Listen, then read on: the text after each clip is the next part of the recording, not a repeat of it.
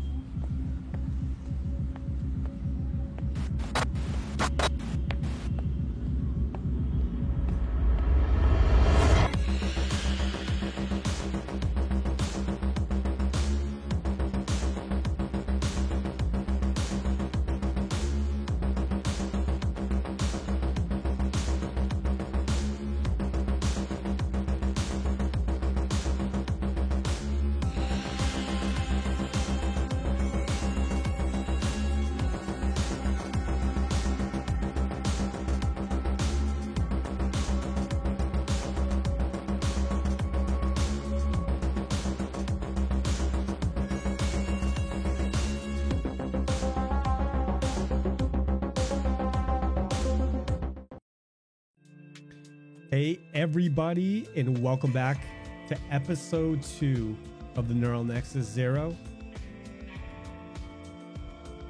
The Aftermath. Oh, that's a great name. That is the great name.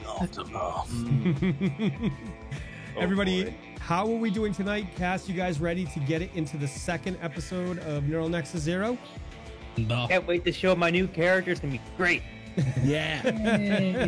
Whole new party. Man. Oh, wow. Guys, I have to say, the show hasn't even started yet, and you guys are getting bennies. Yes, you even, Captain. Captain has been requisitioned some bennies, guys. Someone actually gave me some bennies. Wow, well done. I'm proud of you. No. You will not die today. I'm impressed.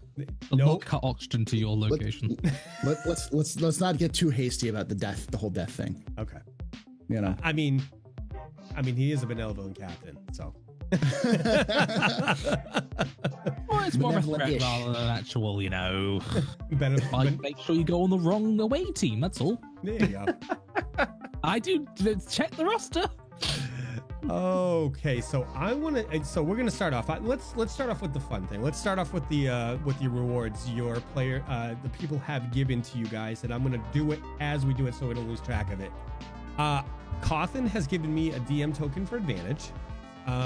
Pirate X Score has given he's given 0 a Benny. Lambs to the Slaughter has given David a Benny. Yes. You have my favor. Nate's Knife Pit has given 0 a Benny. Why him? He doesn't need a Benny. Great Wolf says the logistical department has issued the Captain Logan plays 1 Benny and is scrounging for more. Excellent. Thank you, logistics. I Uh, wasn't counting you. Lambs to the Slaughter has awarded James a Benny as well. Myself a Benny from Lambs to the Slaughter. 2 from Lambs to the Slaughter. You guys are gonna have it that night. I'm just saying. Oh, wow. Terrible. Jesse, you have been awarded 1 from Lambs to the Slaughter as well. 0, another 1 from Lambs to the Slaughter. And that's where we're at right now. Let's see. We do have some subscribers who have given 1. So +1 to me from Shadowbolt9, +1 to me from Optimus Subprime Mortgage, +1 to Jesse from Nate's Knife Pit, and there we go. So Jesse, I'm going to give you that one. So I think we're straight right now, and I'm going to mark off my bennies as I use them to murder your faces. Does that sound good? How many bennies did you give the DM, ladies and gentlemen? That's not the way it works. You're supposed to keep us alive. I mean, that's up for debate. I mean, Oh, thank God I made that jump. No, you didn't. no, No, you didn't. No. no, you didn't. No, you didn't. All right, guys. So this is the second edition of the Neural Nexus Zero. Neural Nexus Zero is a cyberpunk adventure using the Savage World system played remotely on Fantasy Grounds. All products we love over here. We have an all-star cast for you guys. Starting from this way? No, whatever. Jesse Raines is True played, professional, ladies and gentlemen. True professional. True professional. We have Jesse Raines, who is played by Atomic Zero. He is a crackhead, like straight crackhead. So,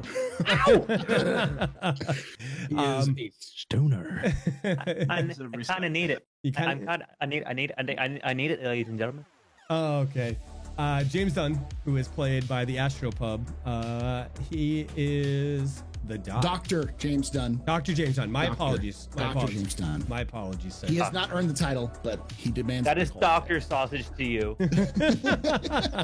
Dr. Sausage. He is Oh my Dr. God. Sausage. Oh my god. We have Zero, who is played by Cyclone Jack. He is the Merc. Merc, I would say. Or maybe the sleuth. Something in between that. David Grayson, who is played by the Captain, Loken. Remember, take care of Captain, and it leads to longer life. And then Yes, it does. It does. And then we have Anton Verikov, that's played by Dr. Doom. Guys, welcome back. I'm really excited to get back into this game. I had so much fun last week with this cast and breaking them, breaking into this world and giving an introduction to this world and seeing how everybody reacted to it.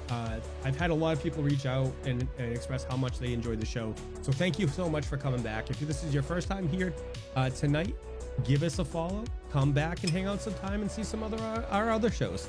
But now, because this is the second episode, we're gonna do something that we weren't able to do last episode.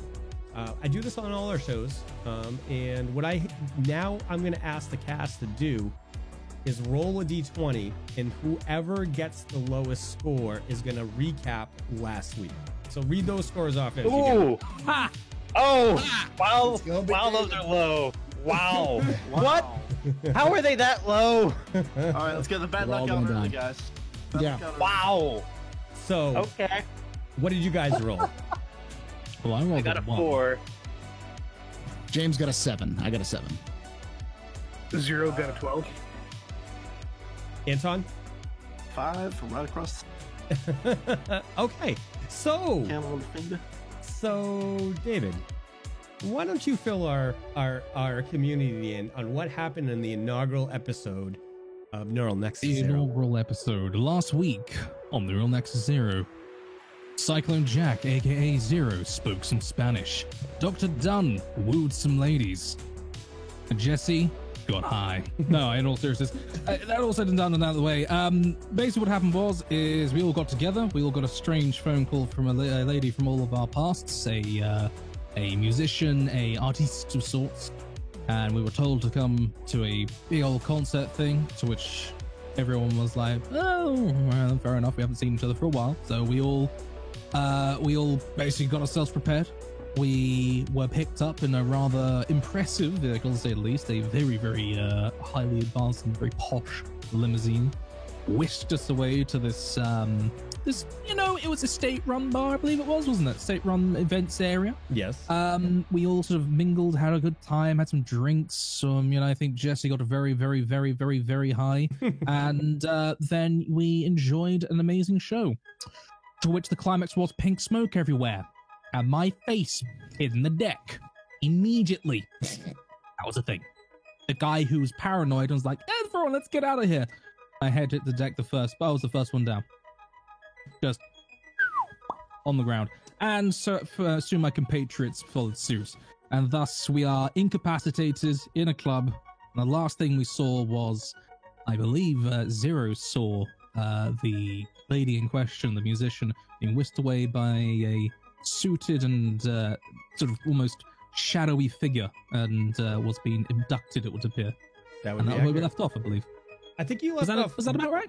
You left off one key component that I want Anton to remember for you guys. Lit.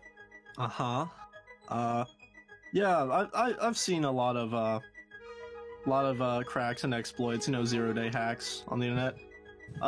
There's apparently some for limo holograms now, Oh, yes. I forgot about the naked limo driver. And what did that hack actually do, Anton? Well, it gave the limo driver the finest clothes in the land.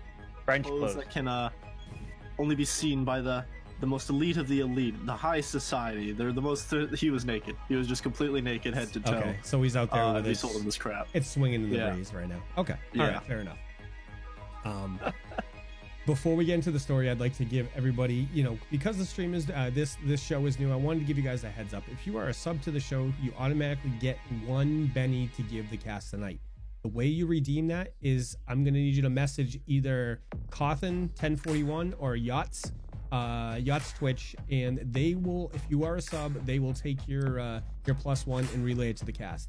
The other way that to do that at no cost to you is to you can redeem it for channel points. If you look in the channel points options, you'll see something that says Benny neural, and then it says neural nexus 0 only. You have to list what player's name you want to help out with.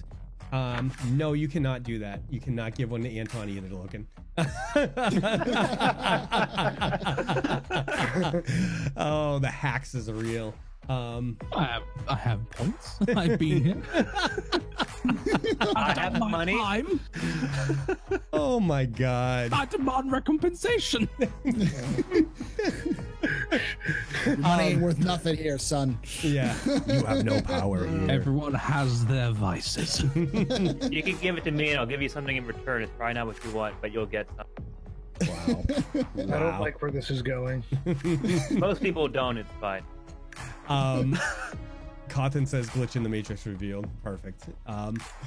So yeah, that's one way you can interact with the show. Another way you can interact with the show is if you jump in our Discord. We have a way for you guys to make an NPC that could be featured in the world. As this world starts, we have, I think it's 5 NPCs that are community generated that are going to populate the world at some point. But we're always looking for inspiration for more. So what you do is you jump in the Discord and you answer 5 questions. You go to the channel that says Cyberpunk Neural Nexus 0 community NPC. Answer 5 questions. Give us an idea what about your character. I might reach out and ask for more details, but that's how you guys get it going. But I think without any further ado, it's time to get this going. What do you guys think, Cast? You ready to get back into the story? Yeah, I'd like to start out with. Shoot somebody. Does this count as a long rest?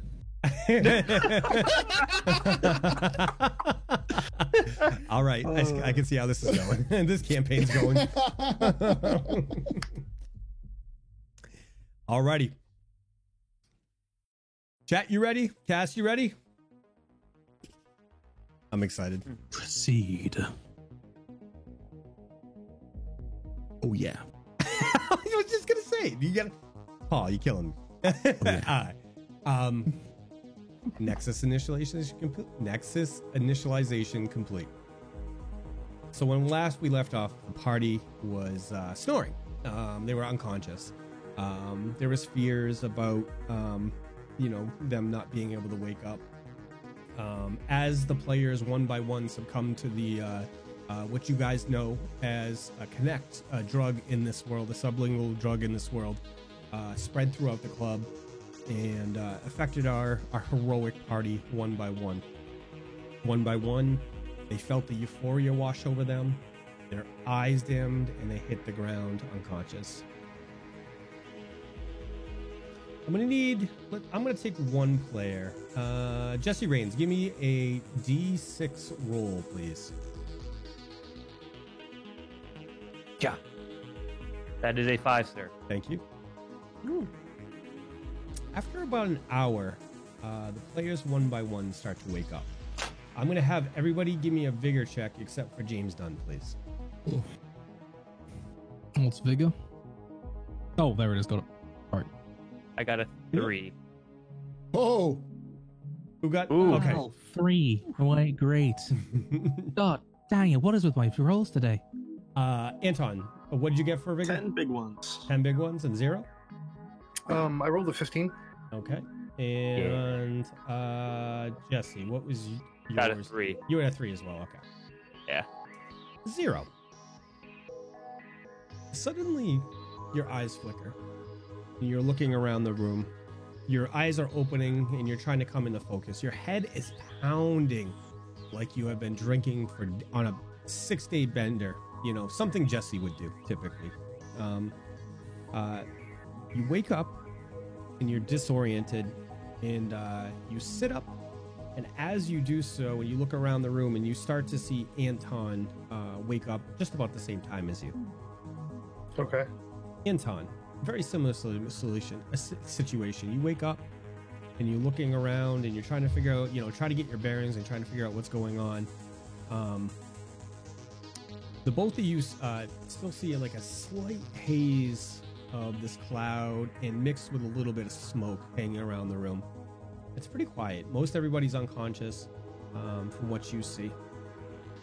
After a couple more minutes, David Grayson and Jesse Rains wake up. They look around and they see you guys are pretty much, you're starting to shake off the effects, the fog in your head.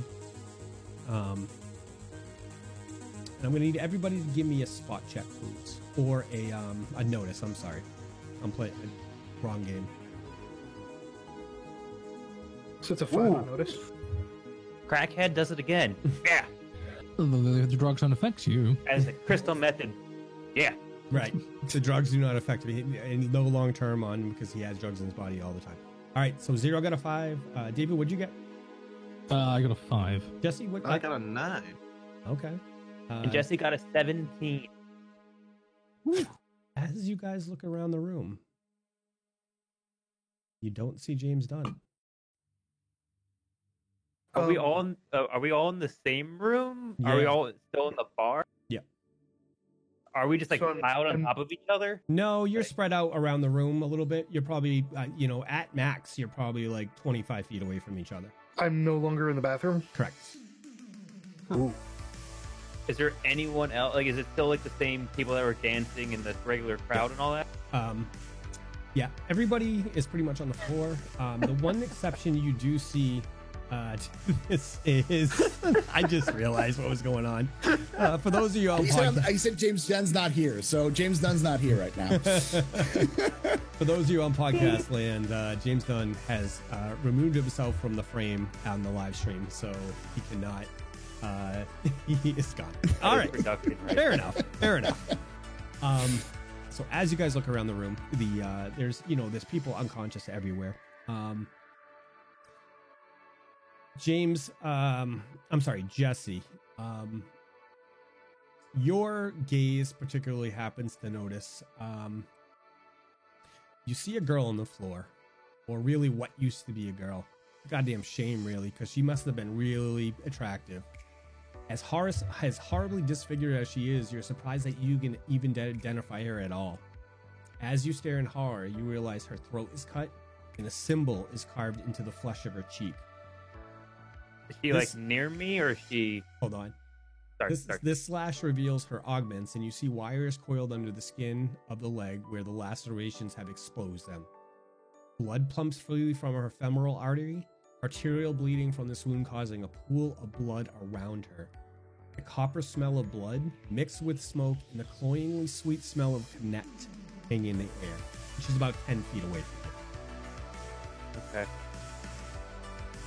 I'm just gonna exclaim, "Holy shit!" and just, God, oh, fuck, is my beer nearby? It's mine. It's within 15 feet of you. I'm just gonna feel around for my smokes and just grab one and be like, "That is some fucking shit right there." I'm too sober for this. Where's Jimmy Dean? Jimmy Dean, we need a doctor. And I'm just What? What are you? Oh. Upon seeing bleeding lady, I rip my my sweater off and I begin trying to tend to her. Okay. Zero, as you get closer to the body, you notice a nail has been driven into the nexus cortex at the base of her spine. You're all well aware what this means. Decon, the true death. At this point, there's no way to recover the consciousness. She is truly gone.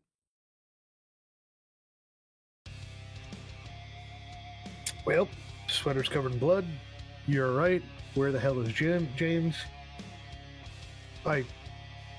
So, when you're looking down, Jesse, you can still see from this point. In Zero, you're right up on close. This is the symbol that's carved into her face. It has 2 concentric circles with a bunch of symbols that you've probably never seen before. And there's 4 letters. At the north compass is a B. At the south of the compass, there's an E. At the east side of the compass, there's an A. And on the west side of the compass, there is an L. And one thing I forgot to do is share the map where you guys are. So I'm going to share that with you right now. Thank you.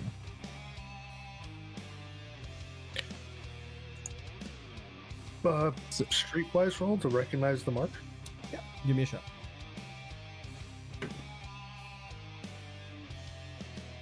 That's a 5. So you've seen symbols sort of like this around the city before, Zero. But you don't know what this particular symbol means at this point. Okay. You think if you were able to spend some time researching it, you might understand or get some meaning from it. But as it stands right now, it's not something that's readily known to you. So, Okay. all right. As you guys are standing there, you hear the whoosh of air releasing as the safe room opens, and the staff of the Rat and Molly run over, and Molly, the bartender, screams to her staff, "Zeke, call the police now." Jimmy Dean, his name was Zeke. I forgot to get that to you. Okay. Zeke, Zeke is the same bouncer you guys saw previous outside, and she quickly responds back to Molly. Molly, I already hit the silent alarm. The second the panic set in, the police, they should be here any minute. I also sent a call to Angelo. Molly looks around the room accusingly as people start to wake up, and she yells to Zeke, "Zeke, make sure you and your people make sure nobody leaves. Even if nobody in here is involved, the police will want to question everybody about what they saw." Give me a notice roll. Everybody. Oh, okay.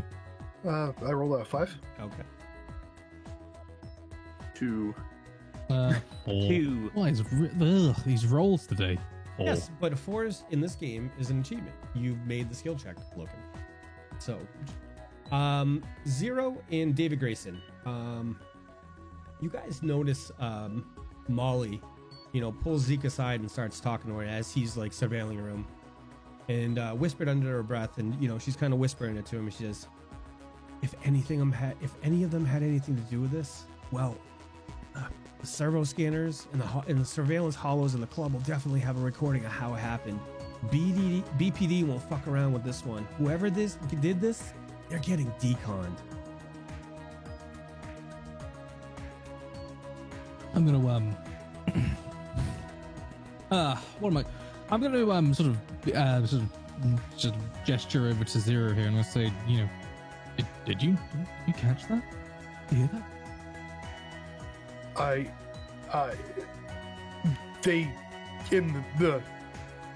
They took and they with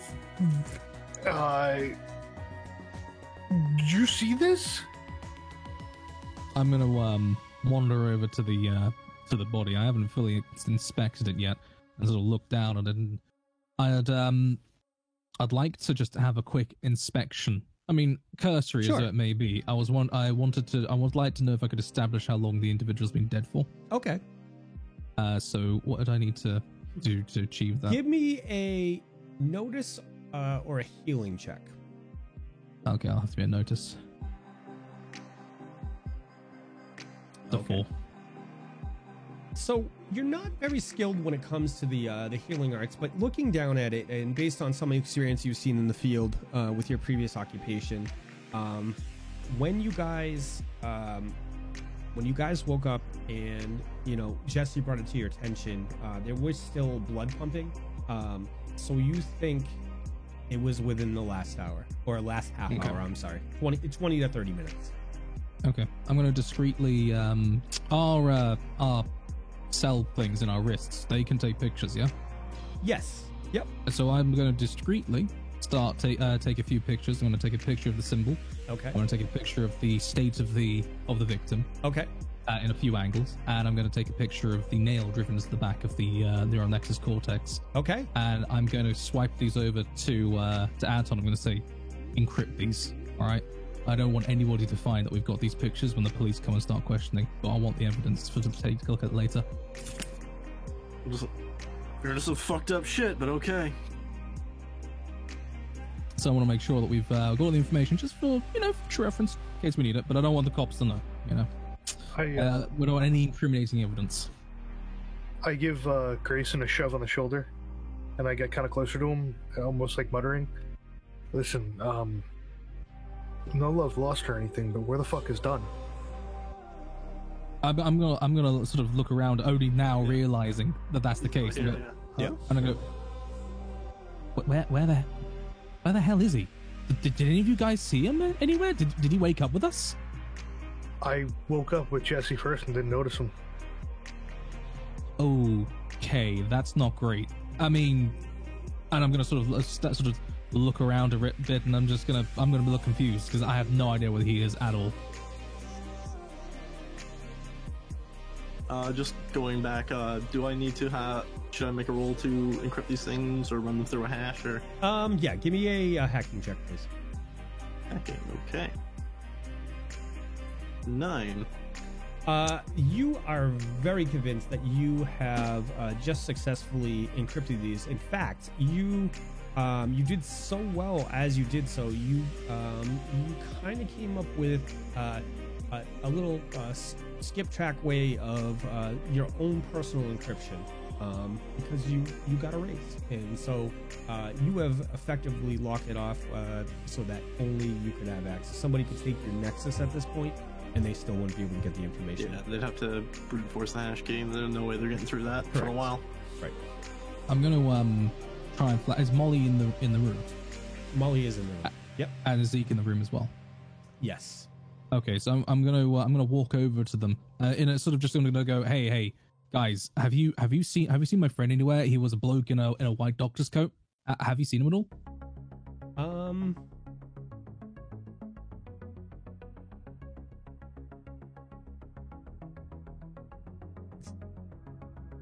No. We haven't seen any doctors. It's, I mean, there were so many people in here last night, but like when we were in there, there was so much smoke and so much from those canisters. We couldn't really see much in there.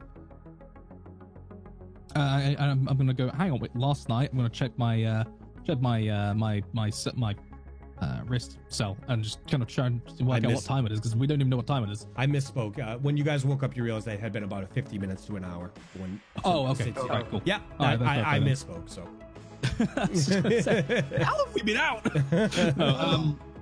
I'm gonna go. All right, fair enough. I'm gonna be convinced, but I'm gonna go. All right, well, fair enough. Thank you. And I'm gonna go back to zero. I'm gonna get the other guys around and say, we need to find James. Where the hell is he? Did he get taken by those guys? Nancy, can you sorry. And can you like log into his cell phone or shit or his wristy thingy? Can you figure out where the fuck that is? Why is everything spinning?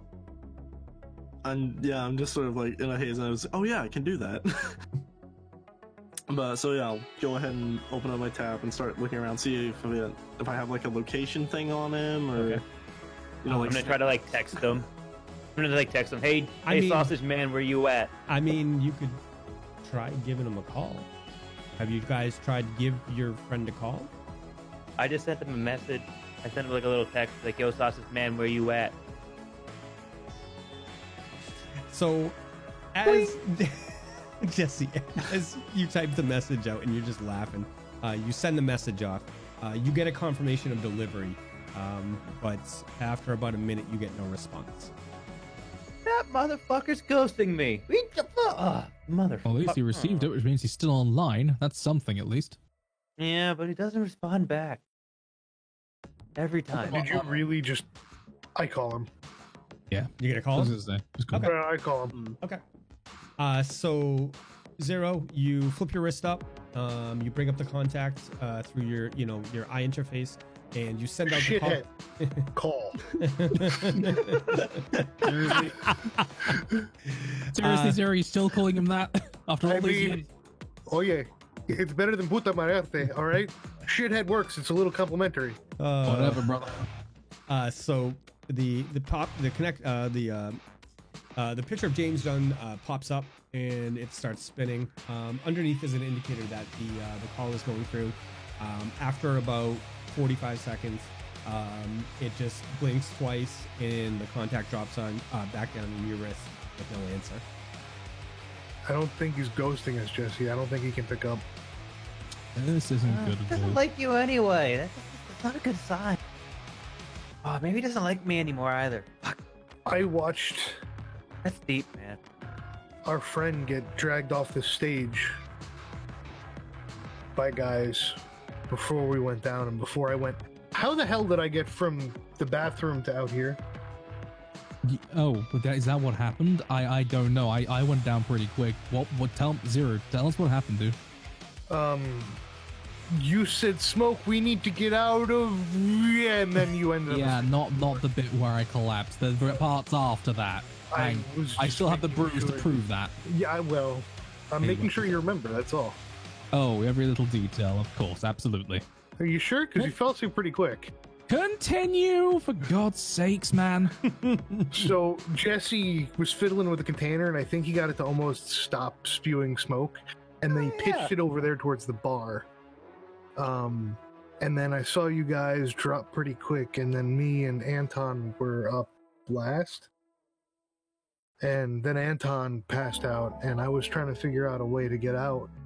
And then I remember watching those old 70s movies that if you're in like a fire, you remember that one with the firefighters and they're getting trapped in the building, and they do the axe duel and stuff on like the catwalk. You know what I'm talking about? Come on, they I'm play sorry. it like every year, man. I'm on my head. I'm not really a TV guy.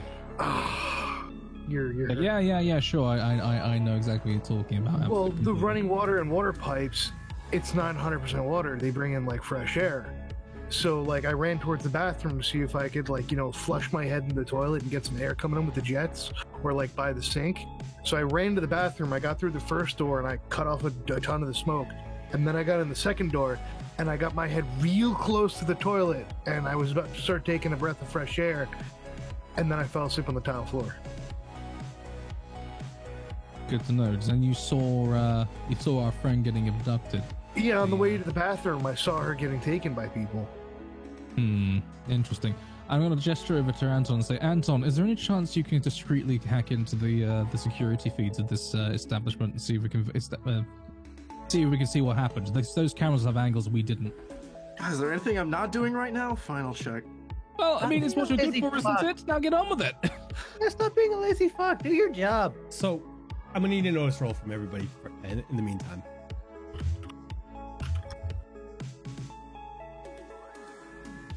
I got rolled a 5.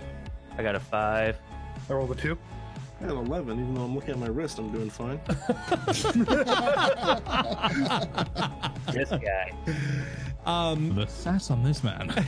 So Anton, David, and Jesse, you look over and you see Molly again. She's talking with Zeke, and she goes, "The band's up there. Where's Lorna? Where's Jericho Rose?" I see. They don't know. I told you she got dragged off stage by some dudes.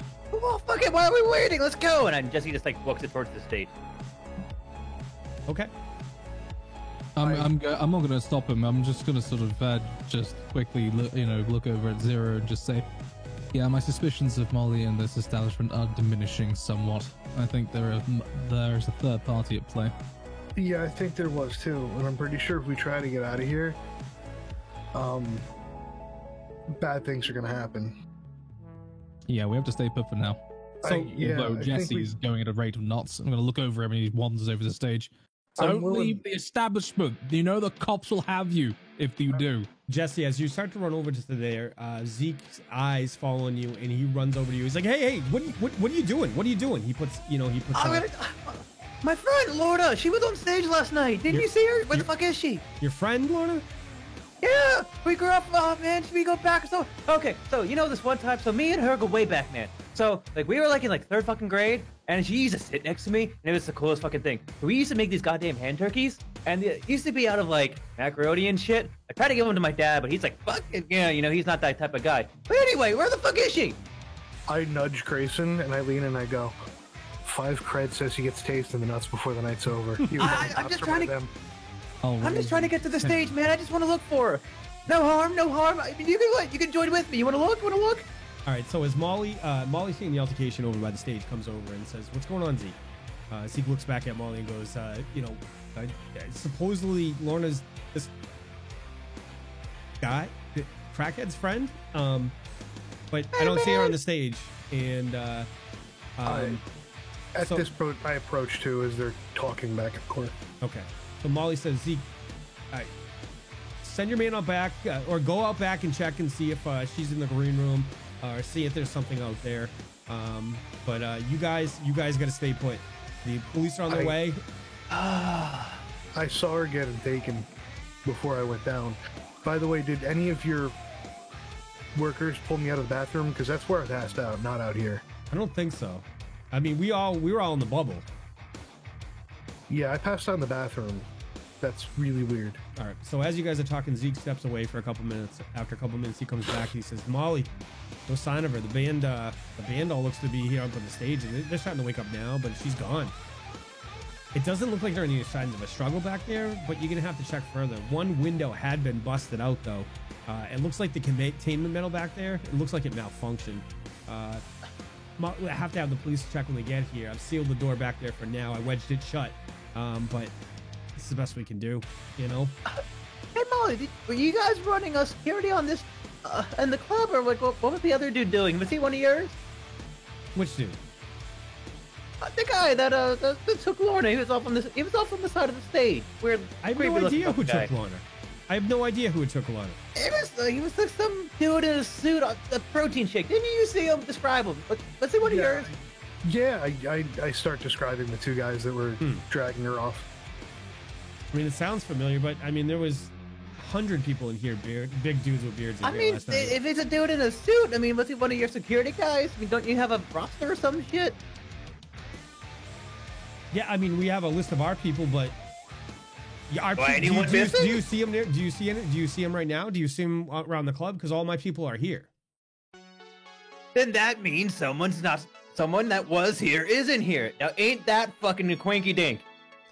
All right. So as you're standing there after what seems like an eternity, the telltale wailing of sirens get louder in approach. Molly and Zeke look at each other in a relaxed manner, obviously relieved. Zero and Jesse, give me a notice check, please. I roll a 7. And Jesse got an 8. Okay. You guys both look. You notice the look between Molly and Zeke, and it's relief, but it's also it's a little more. You think there might be something there. Like you're unsure. Actually, Zero, Jesse, you got a raise, so you think that they might be closer than what they let people believe. So, meaning like they might know more about the situation than what they're saying. No. They have a closer relationship. Closer. Yeah, they have a closer relationship than they let on. So, Molly says, you know, with a sigh, she said, "Hey Zeke, go meet the cops outside and give them an all clear and a quick lowdown, so we don't get the pleasure of being gassed out. We all know how they love to play with their toys, especially if it's just a couple bunch of floors." I'm gonna get a taste again.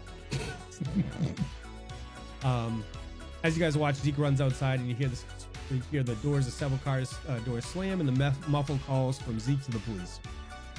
After a few minutes, the door opens, and you see 5 cops enter the building with a woman at their lead. The woman at their lead is.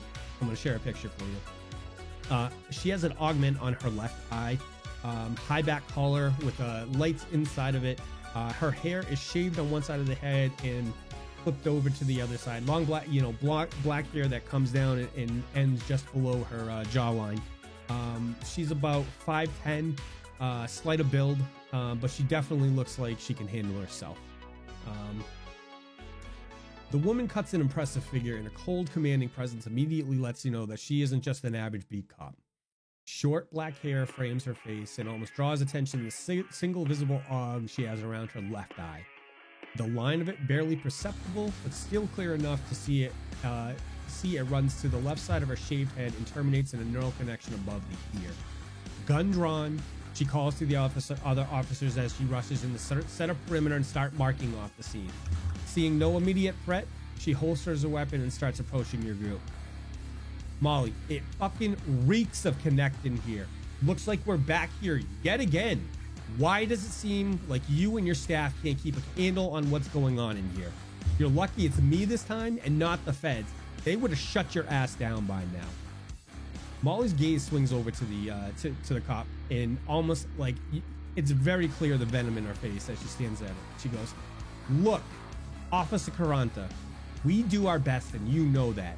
And this shit-infested section full of low-techs and dregs of society being charged with running one of the only state-sponsored entertainment values is hard at best and you know it." The cop replies, Yeah, I've heard it from you before. And by the way, it's Senior Officer Caranta now. Molly just rolls her eyes at her. As Officer Caranta walks over to the body and starts to take everything, she kneels down and you can see her augmented eye focus in and out, and you understand she's starting to record the crime scene and upload it to the police archives. Zero and Jesse, please give me a notice check.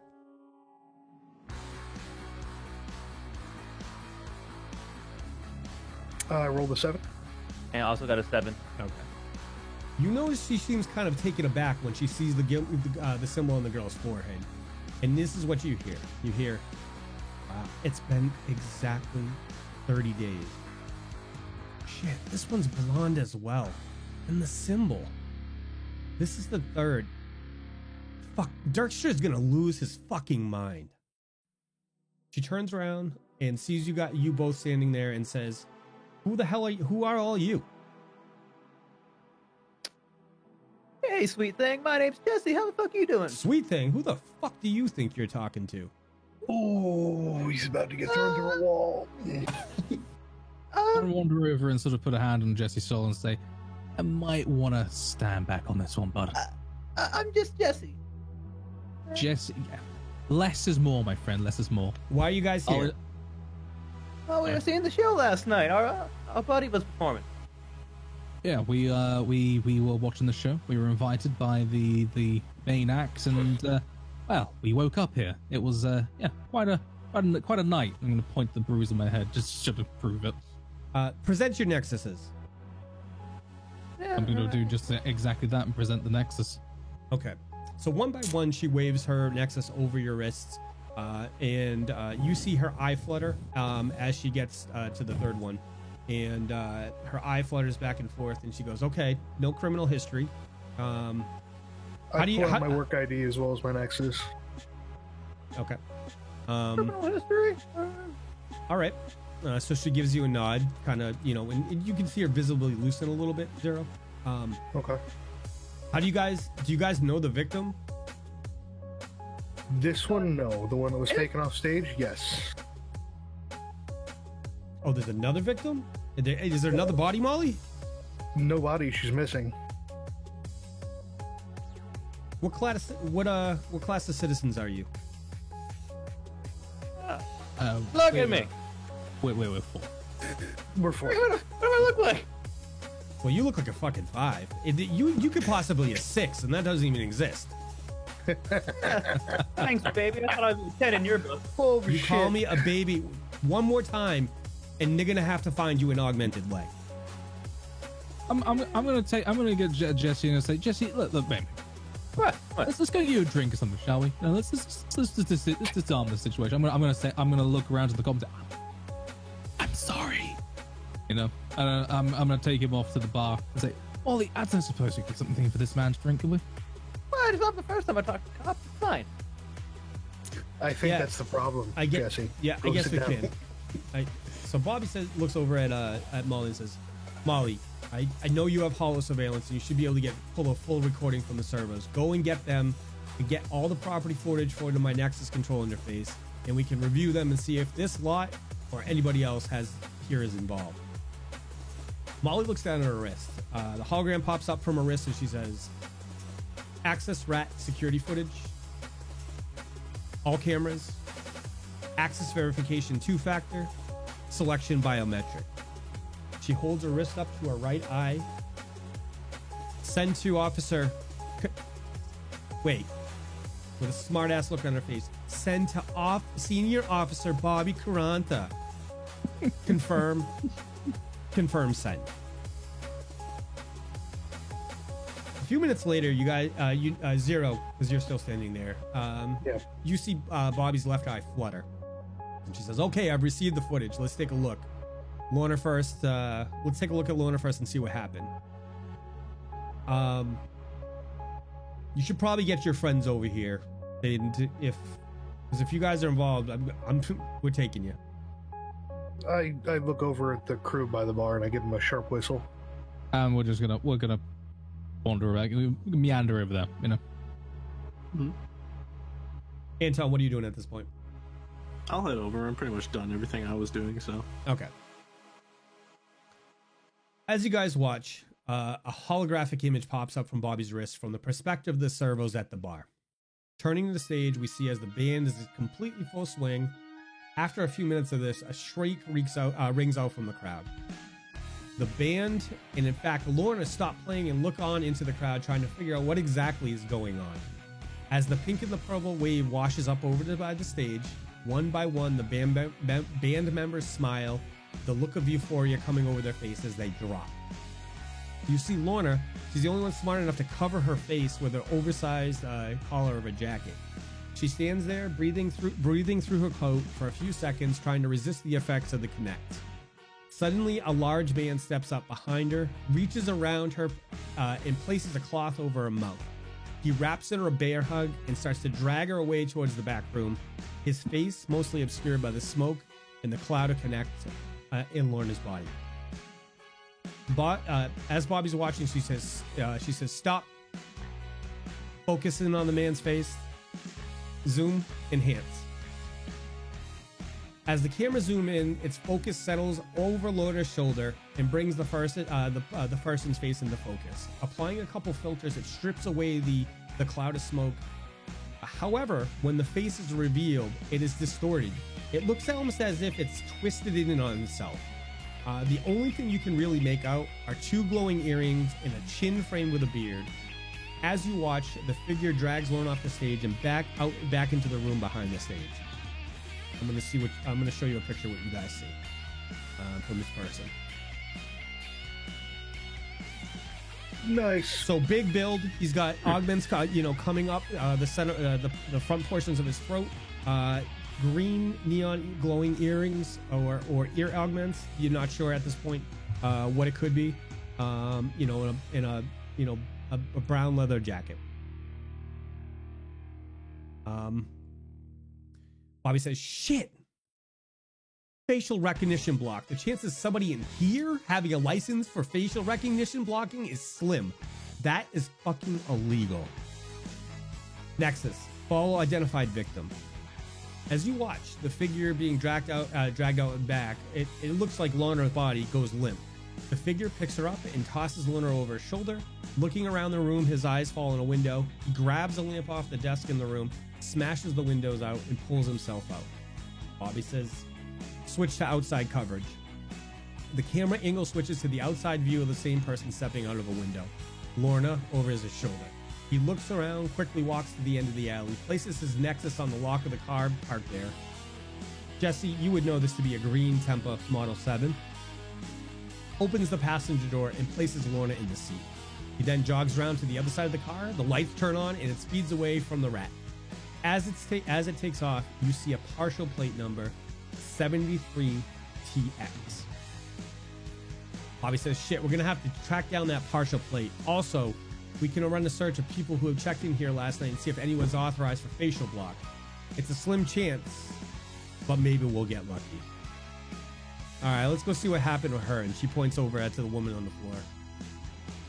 The hollow footage once again rises from the Nexus control interface. After watching for a few minutes, something stands out. A man, with his back to the camera, takes a canister out of his pocket and snaps a button and tosses it in the crowd. He followed this up with 2 more canisters. After a few seconds, the canister that remains in sight starts to emit a gas cloud. About 30 seconds later go by, and suddenly the screaming starts. All this time, the man stands with his back to the servos. Seeing the confusion he reaches in his pocket and brings out a 6-inch curved, wicked-looking blade. He casually reaches out, grabs the woman in front of her, pulls her close, and he's watching horror. He reaches around with a knife and slices her throat. He gently lets the body down and goes to town very quickly and efficiently, and very deliberately making cuts on the body and the symbol on her cheek and head. He draws a metal spike from one of his pockets, leans down and drives it home into the base of her skull, the location of the Nexus core. After he seems to be done, he pockets the knife and starts to move with the crowd out the door. Bobby suddenly says, "Freeze." Switch to the arch cameras. Lock on and enhance. As the camera switches over to the perspective of the arch, you see the same man running towards the entrance with his head down. Another girl in tow at this point. As he's about to leave the view of the camera, he appears to slip and stumble, and the girl runs away from him, and his head snaps up, revealing a face. A face most of you know very well. It's the face of your friend, James Dunn. Wait. James Dunn was the dude who did the stabbing and the canister? Yes. Bobby says, "Pause. Print and send. Officer Hawkins, confirm send. Hawkins, get this picture back to HQ and run it for Priors. Also, alert Kimberly over at the Globe. Tell her she still owes me one for Brookline. Get this out on the HoloNet. Maybe somebody can identify him.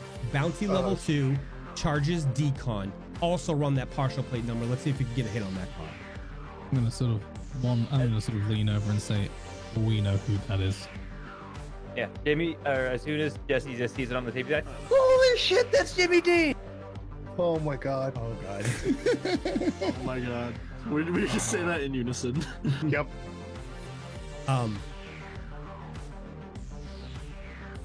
Bobby says she puts her hand up for a second, says, "Follow suspect, reverse footage 2x speed, now 4x." And as she does so, you see your friend moving backwards through the night at the club. At one point, he goes into the bathroom and retreats to the back to the table where you all sat at for the evening. Who's this guy? This is Jimmy Dean? You mean like the fucking sausage? I stiff armed Jesse It's Dr. very Sausage! abruptly. Ah! Senior officer, if I could have a minute of your time. I mean, This is one. He's wearing the face of one of our friends, but it can't be one of our friends. how do you know? He's not. You said the friend was missing, right? Because if you go back and check before, I'm guessing, and Mike, is he wearing the same clothes as he's exiting as he did when we walked in?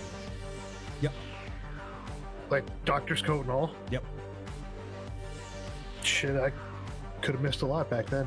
How do you know this guy? We grew up together here in Boston. That's James Dunn. In Hyde Doctor Park? His name's James Dunn. James Dunn, yes. But She calls over to the officer. His name's James Dunn. Check it for priors. he's missing too, and I know he couldn't have done this. He's not that good with a blade. And he didn't have any Well, what does he do chemicals on for when we work? Came in. What does he do for work? I look over at Anton. What are you looking at me? I don't know. You live with him. I haven't seen him in forever. I'm just like, God damn it, now they know that. Yeah, they do. I have to get home and clear my history. God damn it. They know the apartment now. White protocol. Okay, to be fair, no one knows that I'm living with you. I don't have an official residence with you. That was kind of the point of me living with you in the first place. Right. Oh, Protein Shake just said something. So. Yeah. Yeah, I assume that this came out like in the fucking Okay. thing. Yeah. But what does he do for work? I don't know. He doesn't tell me. He just goes out for the day and comes You back. live with him, you don't know what he does for work.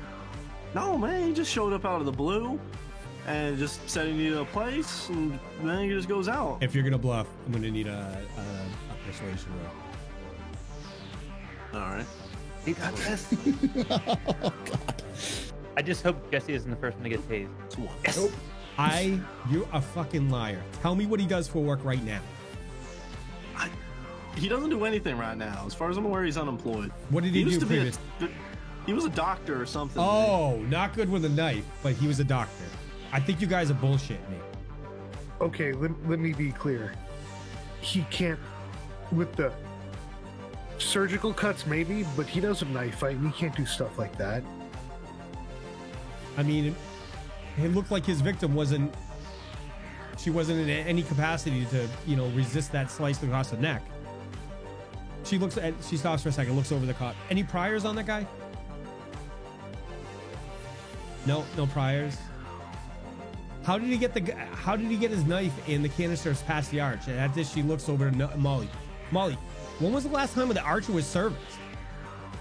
Molly comes back and says, shit, you know how much money they spend down here, man? Nothing. That thing hasn't been serviced in over a year and probably closer to 18 months at this point.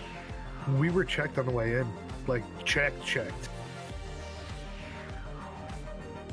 Then how did it get in? That's what I'm saying. I don't think our James did it. I What? mean, you saw what you saw with that guy's face when you tried to scan him with the camera. Is it possible that somebody took his face when they were in the bathroom together? I mean- and he wore like a mask for like a hologram or something? I mean, anything's theoretically possible, but we're going to have to check her. These old Arch 17s I know have some vulnerabilities. While it's slim, we're going to have to try and confirm it. Have you guys tried to reach James? Yeah, we tried texting him and calling him. He's not picking up. Give it another try. I hold up my eyelid so she could see, and I talk out loud. Call shithead.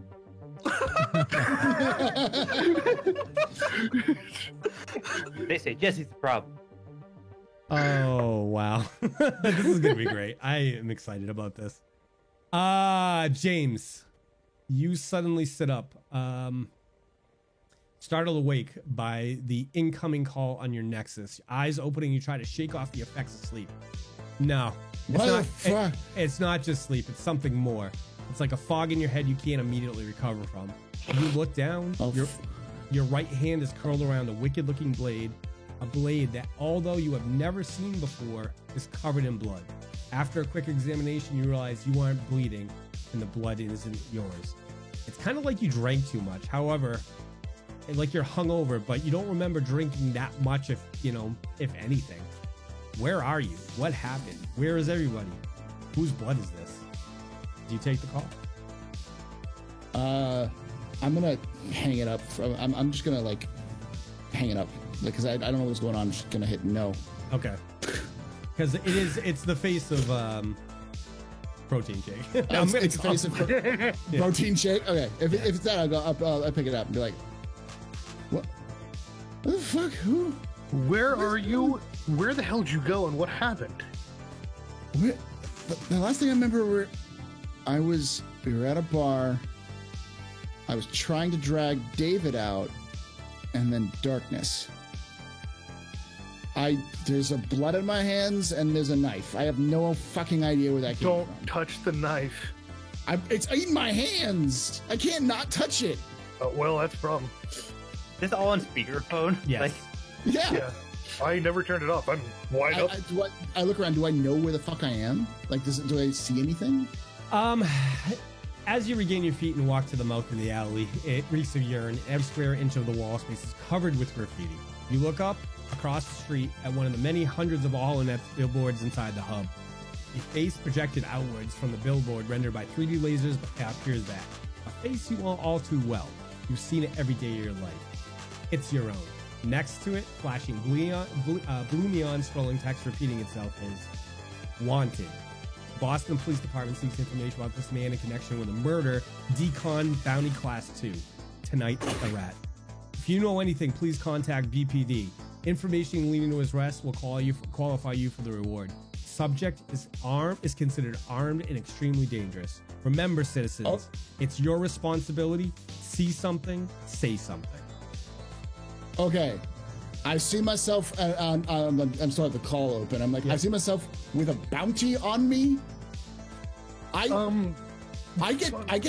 piss my pants when I see a gun. Okay, how the fuck did I decon? How the fuck did I decon somebody?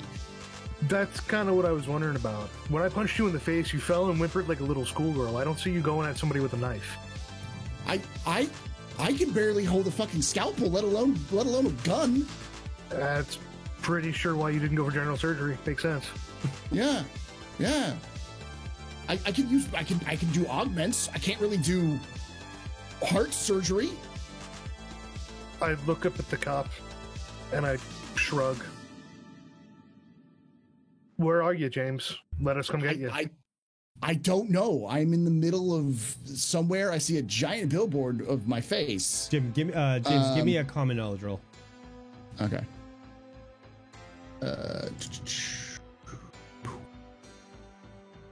10.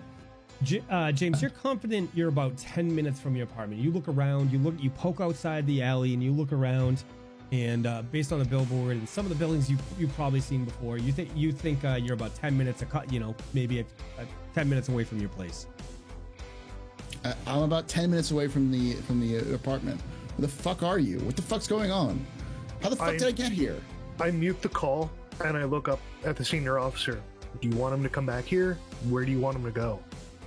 He's not gonna run. I really hope he's not gonna run. James, what are you doing at this He point? won't run. I'm not gonna run. I don't know. Run! Get this shit out, motherfucker! You need to get out of town! What the fuck are you doing? Dump it and run!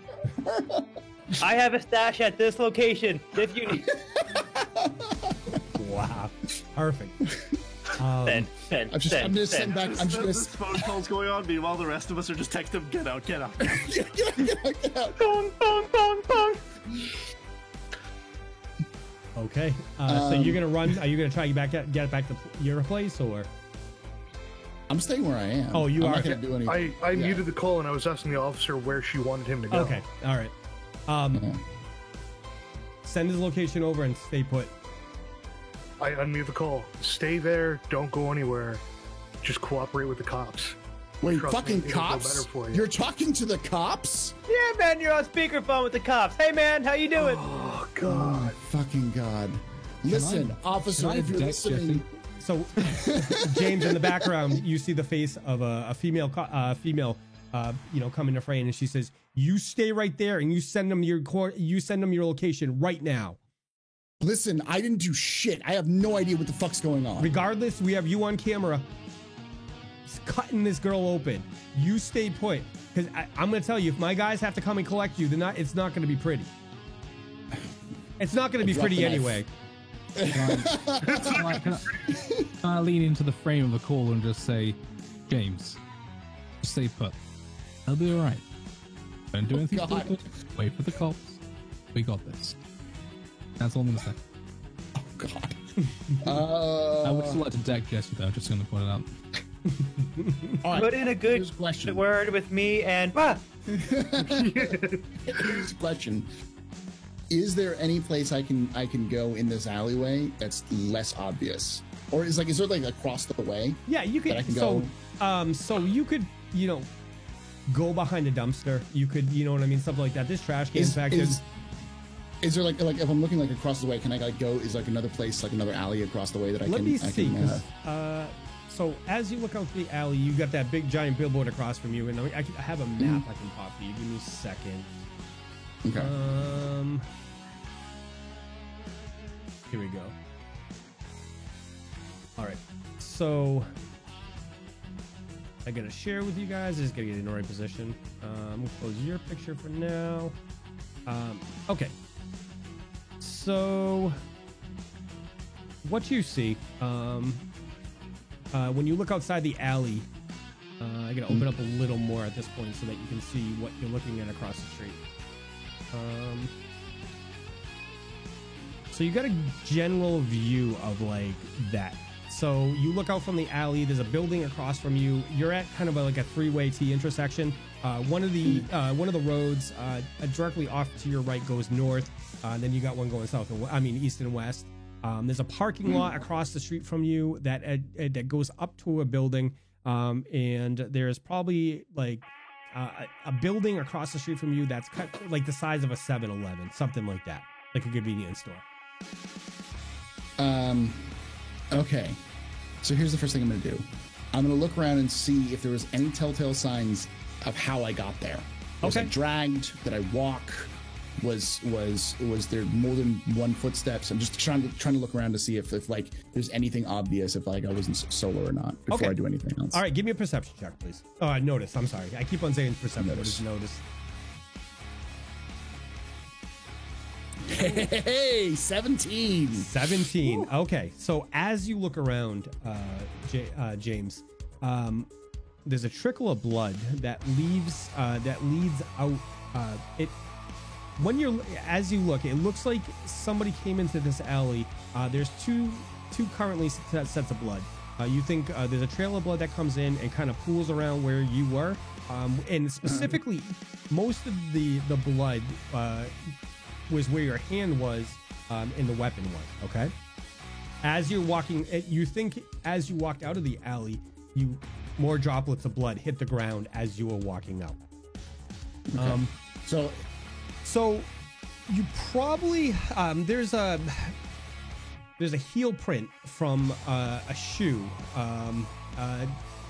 It's probably like maybe like 30% of the heel of a shoe. and does it match my heel at all? No, you think it's a much larger, based on the size of that part of the heel. You think it's a much larger boot. Okay, it's a much larger boot, and it's recent. Yes. It's like in the blood. Yeah, yeah. The Okay. track marks are in the blood. Yep. Okay. I'm going to. I mean, I'm my hand's covered in blood. I can't move do anything. I'm not going to clean it off or anything like that. I'm gonna send the coordinates, but I'm gonna keep an eye on that boot real quick. Okay.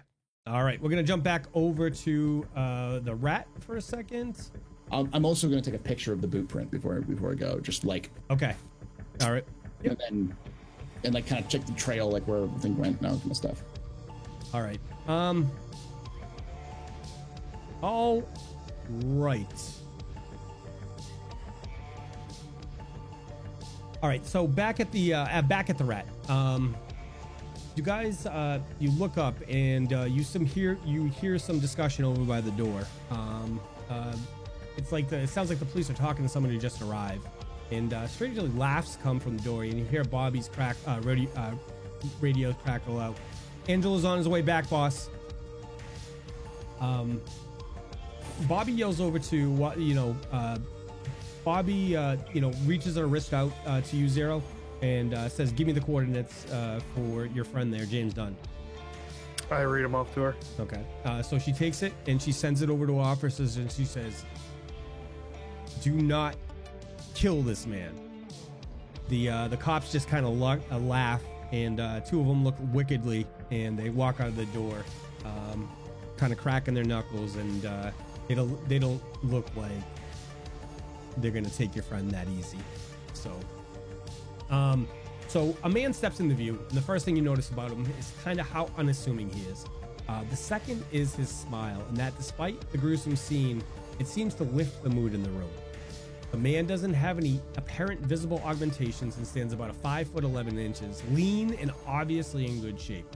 Well dressed in a sharp business suit, brown hair, and typically popular Don Johnson type beard. Not quite a beard, not quite a 5 o'clock shadow, but somewhere in the middle.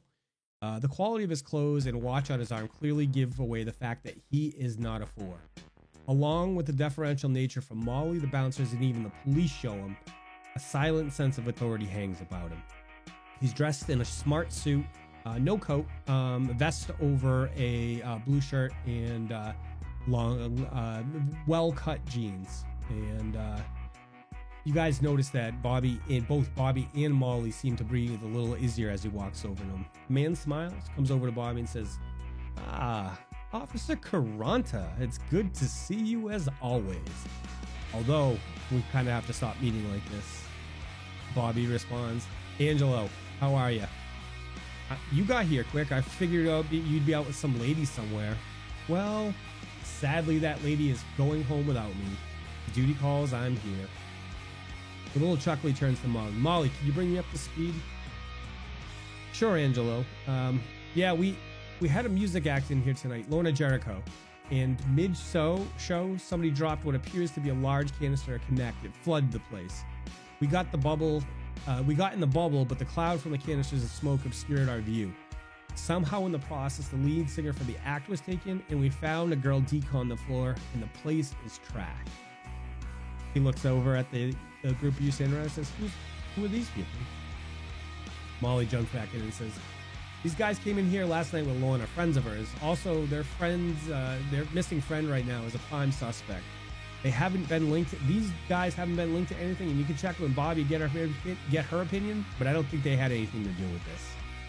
Bobby kind of gives a little non-committal nod of her head. Angelo steps forward and says, pleased to meet you. I'm Angelo Catastramo, Regional Oversight for the State-Sponsored Entertainment in Section 5, or Rossi for short. He kind of chuckles and says, don't worry, that's just a glorified title for somebody who just facilitates these state-sponsored entertainment venues. Pardon me for a second. I need to talk to Molly and Bobby off to the side. He grabs Molly and Bobby and walks away from you guys. And what do you do? I text Jimmy Dean, bro, you're about to get the beat shit out of. It's like, Oh then, my god. Okay. As I see that, I go, okay, I have a plan. I'm going to immediately act like I'm passed the fuck out. So you just hit the ground? I'm just gonna like Yep. take one of the garbage bags, I kind of like fluff a little bit, kind of lean back, and then I'm gonna like, oh god, I'm just gonna punch myself in the face really, really hard. Give me an attack roll. Okay, So just roll a d4. please crit fail. Yeah. D4, Oh, if he crit that's fails, it? it's gonna be fun. just a D4. Yep, just a d4. Yep. So you crack yourself. You hit yourself, but it's not that hard. Okay. You think it's enough to maybe give you a little shiner on the cheek? Okay, that's what I was looking for anyways. Okay. I'm just like, ow, pain, I don't like pain. And then I'm just gonna sit there with my eyes closed and just try not to sniffle and whimper, waiting for the cops to show up. Okay. All right. So what are you guys doing in the rat? I'm gonna wander over to one of the overturned sort of chairs and just sort of flip it up and just, sit back at it and just hold my head and just go, well, that was one hell of a night, wasn't it? Jesus. This never Man. happens when I go to work and go to the gym. Can you believe this is the craziest shit that I've ever seen on a trip, man? That's saying something. I want to go home. We all want to go home, Zero, but we have to wait until this inquiry's over, don't we?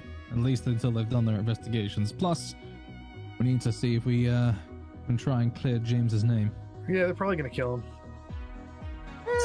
They're definitely gonna get beaten. I mean, he's a big boy. He can make. She had to he can take- emphasize, don't kill him, and their look on their faces, they're probably gonna kill him. What's him though, guys? Like the bouncer. Yeah, what is had that all shit? Water shit. I'm gonna gesture for him to keep his voice down. Let's say through that thing. I still want to know who dragged me from the bathroom back to out here. I'm just gonna lean in, like, for once, not try to scream something. Be like, "Fucking Jimmy Dean got us into the bar without being like." You saw him. He talked up the bouncer. He got in. He got scanned. They found some shit and they just let him go. That's a good point. They did do that. That's a very good point. We need to talk to a What was cop. up with that? Give me. We need all the notice back from all of you, please. So I have an idea and I got a theory.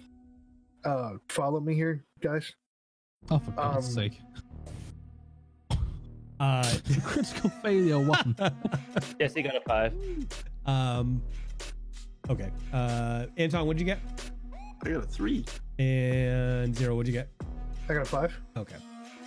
David Grayson, you wander over to the wall and you start studying something on the wall.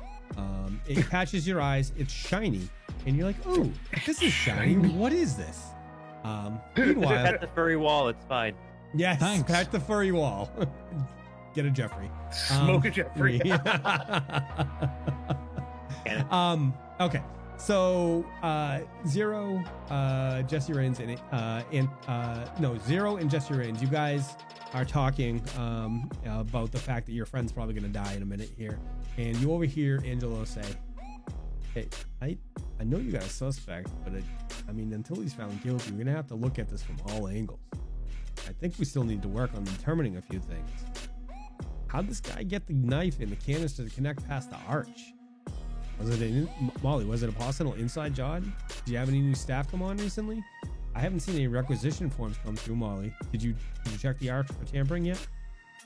Molly looks a little bit startled at this point, and she answers him super quick and says, "No, Angela, no one knew.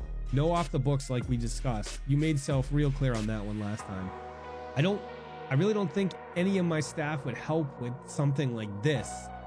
Like, maybe they let something illicit in sometimes, but they know the line. This was fucking connect, induce, anarchy, and slaughter." Bobby chimes in at this point and goes, "Obviously premeditated as well. This wasn't something that could be pulled off without any planning." And Angelo nods. "Bobby, I tend to agree." Molly jumps back in and says, "As far as the arch, you know, it's been well over a year. There isn't money coming down for a new one. We're going to have to check it for tampering, or rather have someone come in and check it for tampering. Angelo, you'll see the form come through tomorrow." Angelo says quickly, "I'll approve it. In fact, get it in motion tonight." He brings forth his arm. You guys see a hologram pop up from his arm, and it says, and it's framed with an obviously expensive watch, and he says, "Contacts. The Rat. Molly. Molly, per my instructions the night of February 16th, 1980, please proceed with getting someone to investigate the arch from malfunction or tampering. Secure channel. Send. Confirm." There, Molly, now your ass is covered. She looks very relieved, and she looks over and she thanks Angelo. "Bobby, what are you gonna do with this lot over here?" You know, she says, "I'll probably cut them loose at this point. My gut says they weren't involved. It looks like they were invited, and their two friends are missing. I mean, their friend Moore has, I'll probably give them the standard speech and let them go on their way, and we'll pick up their friend." And Molly says, looks at Angelo in Bobby and says, "I'm gonna go put in that order and start getting the staff headed to get this place back up and going, Angelo. I'll keep you informed on what's going on. And Bobby, if anything comes up, I'll keep you updated as well." At that point, Bobby and Angelo walk back over to your group. I stand up immediately as they approach. I couldn't help but overhear, and a couple things real quick if you want to check back on the vid. When we came in, James had all the water and snacks and stuff from the limo that Lorna sent for us. They checked him as we walked in. There's no way checking him with all that stuff in his pockets, they missed a canister or a knife. It's his face. Right now, it's his face. And I heard you talk to him, and he's got a bloody knife in his hand. Yeah, absolutely. And he's willing to cooperate. Why wouldn't he run if he did it? And why would he answer the phone? I mean, he answered the phone for a friend. He didn't answer for me. Oh, no, I'm not his friend. You were with I'm not him his friend last at night. all. You were with him here last night, right? We're friends of Lorna's. Which, by the way, I passed out in the bathroom. How the hell did I get back out here? I don't know. We'll have to And- review the tapes. Just to throw something at the investigation, Lorna pissed off that ex of hers that she used to be in a band with, and she was going solo and making tons of money and getting all big and famous. Suddenly he's nosediving, she's here playing, and she goes missing. I mean, it could be connected. We're going to have to investigate, but at this point, I don't think they're connected. Okay. Figured I'd throw some more stuff at you guys. My apologies. Well, I mean, I'm thankful for the information. Any information we can get is good at this point, but I mean, this is, we're in the first hour and a half of the investigation. And, we get a prime suspect, your friend. He's got the knife, he's got blood. We match that blood to the victim in here. I mean, what's going to happen. The boys are on the way to pick him up, and hopefully they don't fucking kill him. But you saw the look. Fuck him up real good, though. You saw the look in the eyes, Yeah. I can't rein him in. Nobody can rein them in. They kind of, you know, they do what they want here. Yeah.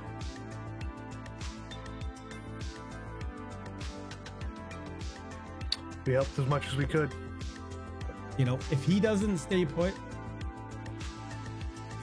if they don't, if you know, I hate to say it, but he's in a bad spot either way. Hopefully, he's smart enough to get, you know, comply, but I mean, I can't guarantee his safety either. Yeah. So Angelo says, why don't you guys keep me informed as well? I mean, if he's truly innocent, I know I'm old fashioned. I believe in those old rules of guilty and innocent until proven guilty, but maybe if he is innocent, there's something I can do to help. I know you don't know me. Maybe you've heard of me, maybe you haven't. But I'm the one of the ones in this area who still cares about the people down here. I mean, otherwise, fuck, I wouldn't be here. So reach out if you need to. Maybe we can put this thing to bed. Yeah. So, yeah, but man, that's awfully nice of you, man. Do we get your card or something, or do we get a phone, or like do we get your number, man? Like, how do we reach you? So he puts out he extends his Nexus, and Bobby does as well. And again, you know, really? I ain't that man. Guys from being name calling, number giving. I ain't that some shit. I'm gonna nod, obviously unconvinced, but still accept the number. Okay, so as their arms pass over yours, the contact pops up from the wrist. You see the face of Bobby. Caranta spin, drops down. The figure of Angelo pops up, spins, and then drops down. They've been added to your Nexus interface. Change name to Sweet Thing. Safe. I'm gonna fucking murder that one. Yeah, by all means, please do. Yeah, girl, I got your digits now. Pick you up an old Betsy. Oh my god. All right, guys, what do you think? Quick break at this point? Midway? Yeah. Oh my lord. Okay. For those of you out in the audience, we like to take a break right about now. Take a 5 minutes real quick and just so the cast has a chance to run to the restroom, grab a drink and stuff. And we will be back in about 5 minutes. So stay tuned to see what happens if Jesse gets shot in the face by that cop. Free will character time. There we Be go. worth it. All right, we'll see you guys in a couple minutes.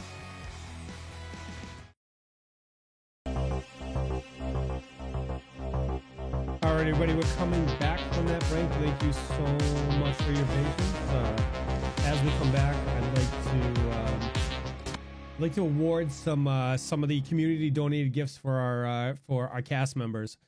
So we have Shadowbolt 9 coming in with David Grayson, their captain. Oh. You can't say I didn't get you one this time. Well, not this time, no. So you're off the hook for now. I'll wait until you mark up again. Gamer Lam Luna gives one to Jesse. Let's see. Love you, Luna. There we go. That's it. That's it. You guys gotta make this community fall in love with you so they can save you. So Yeah. all right, guys, when we left off at the break, you know, our party was in a little bit of a predicament. Their friend James Dunn had been identified as the killer of one of the people in the club at the Rat. James Dunn is currently laying down, feigning unconscious. He punched himself in the cheek to give himself a little shiner. Looked like he got knocked out. And as we come back, let's hand it to the party. So the party had just got. I'm gonna give it to. We're gonna start at the Rat with the guys there. You have just got the contact information for Angelo Catastromo as well as Officer Caranta. You are allowed to leave if you would like, if you so choose, or you guys tell me what you're doing. Guys, how the hell do you want to get back? We probably don't have to ride anymore. Yeah, that's a good point. We don't have to ride anymore, do we? How are we going to get back? I don't have a shirt anymore, let alone a ride. Well, How the fuck? Oh, yeah. it never bothered you before, did it, Zero? Let's be honest. You'll be fine. That's fair. We'll look over to the officers quickly and just say, so is that us completed now? Is we any other part of this investigation, or will we hear any more information? Or That's what you got right now. They've kind of dismissed you. Angelo Okay. and Bobby had walked away, and all right, so we're that's it. That's it. Everything's done and dusted. yeah. Okay, cool. In that case, we're You guys gonna wanna go grab a burger or something? I mean, this shit is kind of making me hungry. a burger. At this point, man. our friend is out in the cold. He has been framed for something he hasn't done, and you want to go and get a burger. That is your top priority right now. I mean, Me I'll be getting a honest, burger I'm is not gonna affect him being curb stomped by a bunch of cops. I mean, what the fuck, man? He wouldn't want me to be hungry. I know Jimmy Dean. He is the sausage man. He wants me to eat. And And plus, I know this great place, man. We ain't that far. Or you can just kick it back at the places, man. I mean, we can just go back to the, go back to the I crib. think I'm gonna return back. I'm gonna leave these guys to him and say, you know what? That's cool. I'm gonna head back.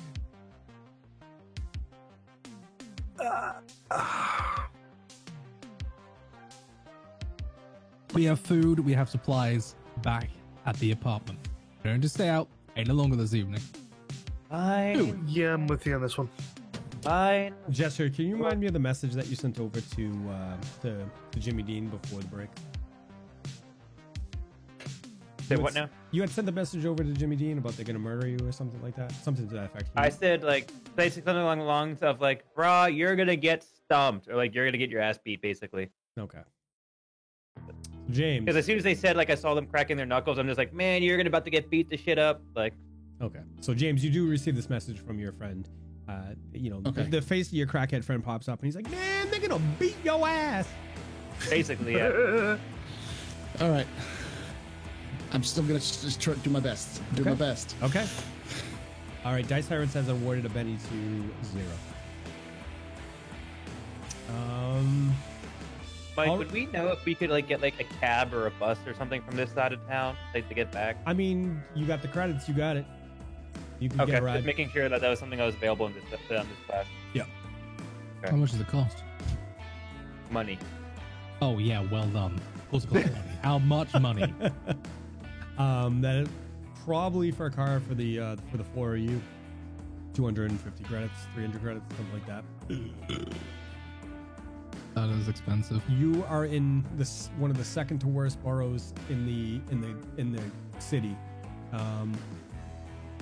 leaving a police scene, and nobody likes the police down in this area because they're twitchy. That's something you all know. You know, police generally down here are not very well liked because they don't care. They're typically corrupt. There's a few good ones, but the average beat cop out here is just looking to see who they can beat the shit out of and get their money, get the most money from. Okay, well, I'm gonna order the carbon. All right. So as you guys gonna go outside? Yeah, I'm gonna wander outside to take the air. Finally, getting out the scent of all that gas that's still lingering. Just sort of, I just order this thing, All right, David. As you walk outside and you're flipping your wrist up to look through the services in the area to see if you can get a car, the limo is still out there, and very proudly standing with his arms crossed and his legs wide open, dangling in the breeze, is the AI, and he calls to you, "Sirs, is it time to go home for tonight?" Now, hang on a second. I thought you already hired Bomb Way. How come you're still here? No, I was hired to take care of you tonight. You guys Oh. still have 2 hours.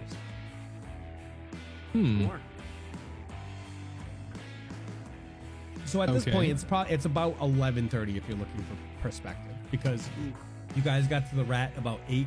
Spend a lot of time talking with Lorna, catching up. Having James was macking it to women, and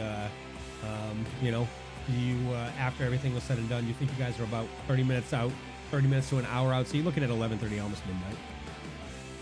I'm gonna sort of gesture to the. I'm gonna sort of shout and be like, "Gentlemen, a word, if you will." And sort of like try and summon the rest of them over to this car. They're wandering. I wander over carefully. Apparently, according to the AI, we have this for another 2 hours. Unfettered transport in what is effectively an armored limousine. Oh shit, man! Any suggestions what we might want to do with it? We should pick up some honeys, man. Oh my god. Anyone This other would be the than best Jesse have time to get something 'em. to do with it? Well, we've got Have you to- seen the streets around here? You can basically pull up anywhere you want and just they would flood out. I'm I going would to like- eat him across the street. Can I please punch him? I really want to punch him. I didn't see anything. If you would like to punch him, you Yeah, man. So this- Can I try to knock him out? like literally knock him out. I want to deck him for Okay. a bit. I just want him to shut up and be quiet. All right, let me look at your character skill. What's your fighting ability? It's a 6. And Here's a good one. I'm gonna put the both of you on the map. This is- Oh boy. um, David No, Grayson. man, this- And I'm going to put not Anton. I'm going to put where is? Okay, there he is. You guys are now standing on a map, and I will share that map for you guys just in case. And David, I'm going to need you to drop your attack roll on Jesse. Okay, this is what we do. Okay. That's fighting, yes? Yes. Okay. Okay, this is what we do, man. We roll up, we go to the street, Oh, we roll for down the God's windows, sake, a 3. So we blare the music. you do have bennies available to you, Captain. I am using a Benny. I am using a bloody Benny. I swear to goodness. We roll down the windows, we blare the music, man. Okay, so we take out the drinks, we scream at the honeys, we try to get them over to the car. God grief! I'm using another Benny. Give me a perception, Jesse. Give me a perception, please, or a notice roll. Sorry, I'll remember that one of these days. I got a So- 4. So, Jesse, as you're standing there talking to Zero, you notice that you hear a punch whoosh over your head, and then one swing and just miss you like right behind your head. Oh, man, what the fuck you doing? You're lucky I missed. Shut up. I'm trying to get you laid, man. When the fuck do you ever lighten up? I. Man, same shit, different day. Man, what the fuck? James, we're gonna jump over to you. All right. I can't work with him. James, as you're laying there, I'm gonna need you to give me a notice check, please. Okay. This. Hey, 7. Okay. You hear footsteps enter the alley. It's coming from the north of the alley. All right. So it's not coming from the street. It's coming from No, down it's- the alley. It's coming from the street level, walking in. Okay. So you hear what you hear is you hear footsteps coming in, and you hear a fly being opened, and somebody's just start to take a leak. All right. And suddenly you hear another voice, and it's a female voice, and she calls over, "Hey, honey, you looking for a good time tonight?" He goes, "That depends. How much is it?" She goes, "Only 50 credits, man. Only 50 credits." And he's like, "You know what? Yeah, let's do that." So she comes over. She's like, "Present your Nexus." So you hear the blip as the hologram as like his Nexus activates, and the transfer of the credits, and you start to hear them go at it a little bit over there, right? Oh, okay. And you're laying there, and they're kind of doing their thing. Okay. And there's no cops showed up yet, right? Not yet.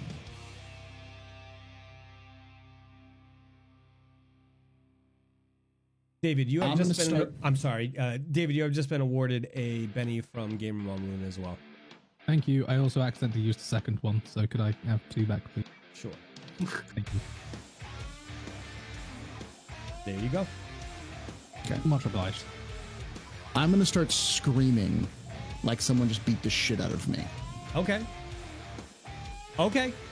All right. So Yeah. you start screaming, and you hear, "Oh shit! What the fuck? What?" And you hear the sound of like heels running out of the alley, and a little bit of a shriek, and then somebody pops over and looks over at you and goes, is looking down at you, and he looks up at the billboard, And then he looks down at you guys. No fucking way. No fucking way. Pops his Nexus and goes, Gino. Fuck, I think it's him. Is that him? Look. It's the guy on the holos. Holy shit, a level 2 All right, bounty. I'm running. If he's doing that, I'm running. I'm just busting ass out of there. Okay. So you rip I'm out, run. Yeah. you rip out of the alley, just letting loose. Which, so looking at the map, let me remove their tokens real quick. And I'm going to need you to give me a direction which you're going. So you, like I said, you do kind of, the where your apartment is from there. And it's, I'm going to open it up so you can see. Your tenement building is up here. Okay. You might have to scroll up on the map to see where it is, but it's probably maybe 6 blocks north of you, right? Okay, I'm going straight to the tenement, but I'm not going to go into the tenement. I'm going past the tenement because I expect someone to be fucking watching the goddamn building now. All right. So at this point, you just start booking it, and I'm going to give me a high or low. Tell me high or low. Low. Okay.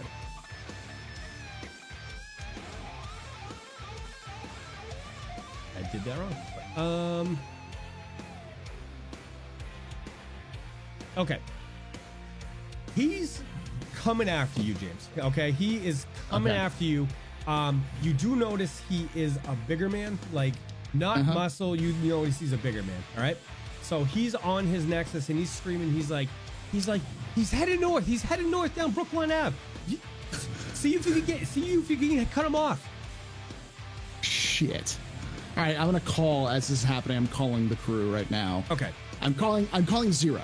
Okay. I'm calling Zero. I go, call douchebag.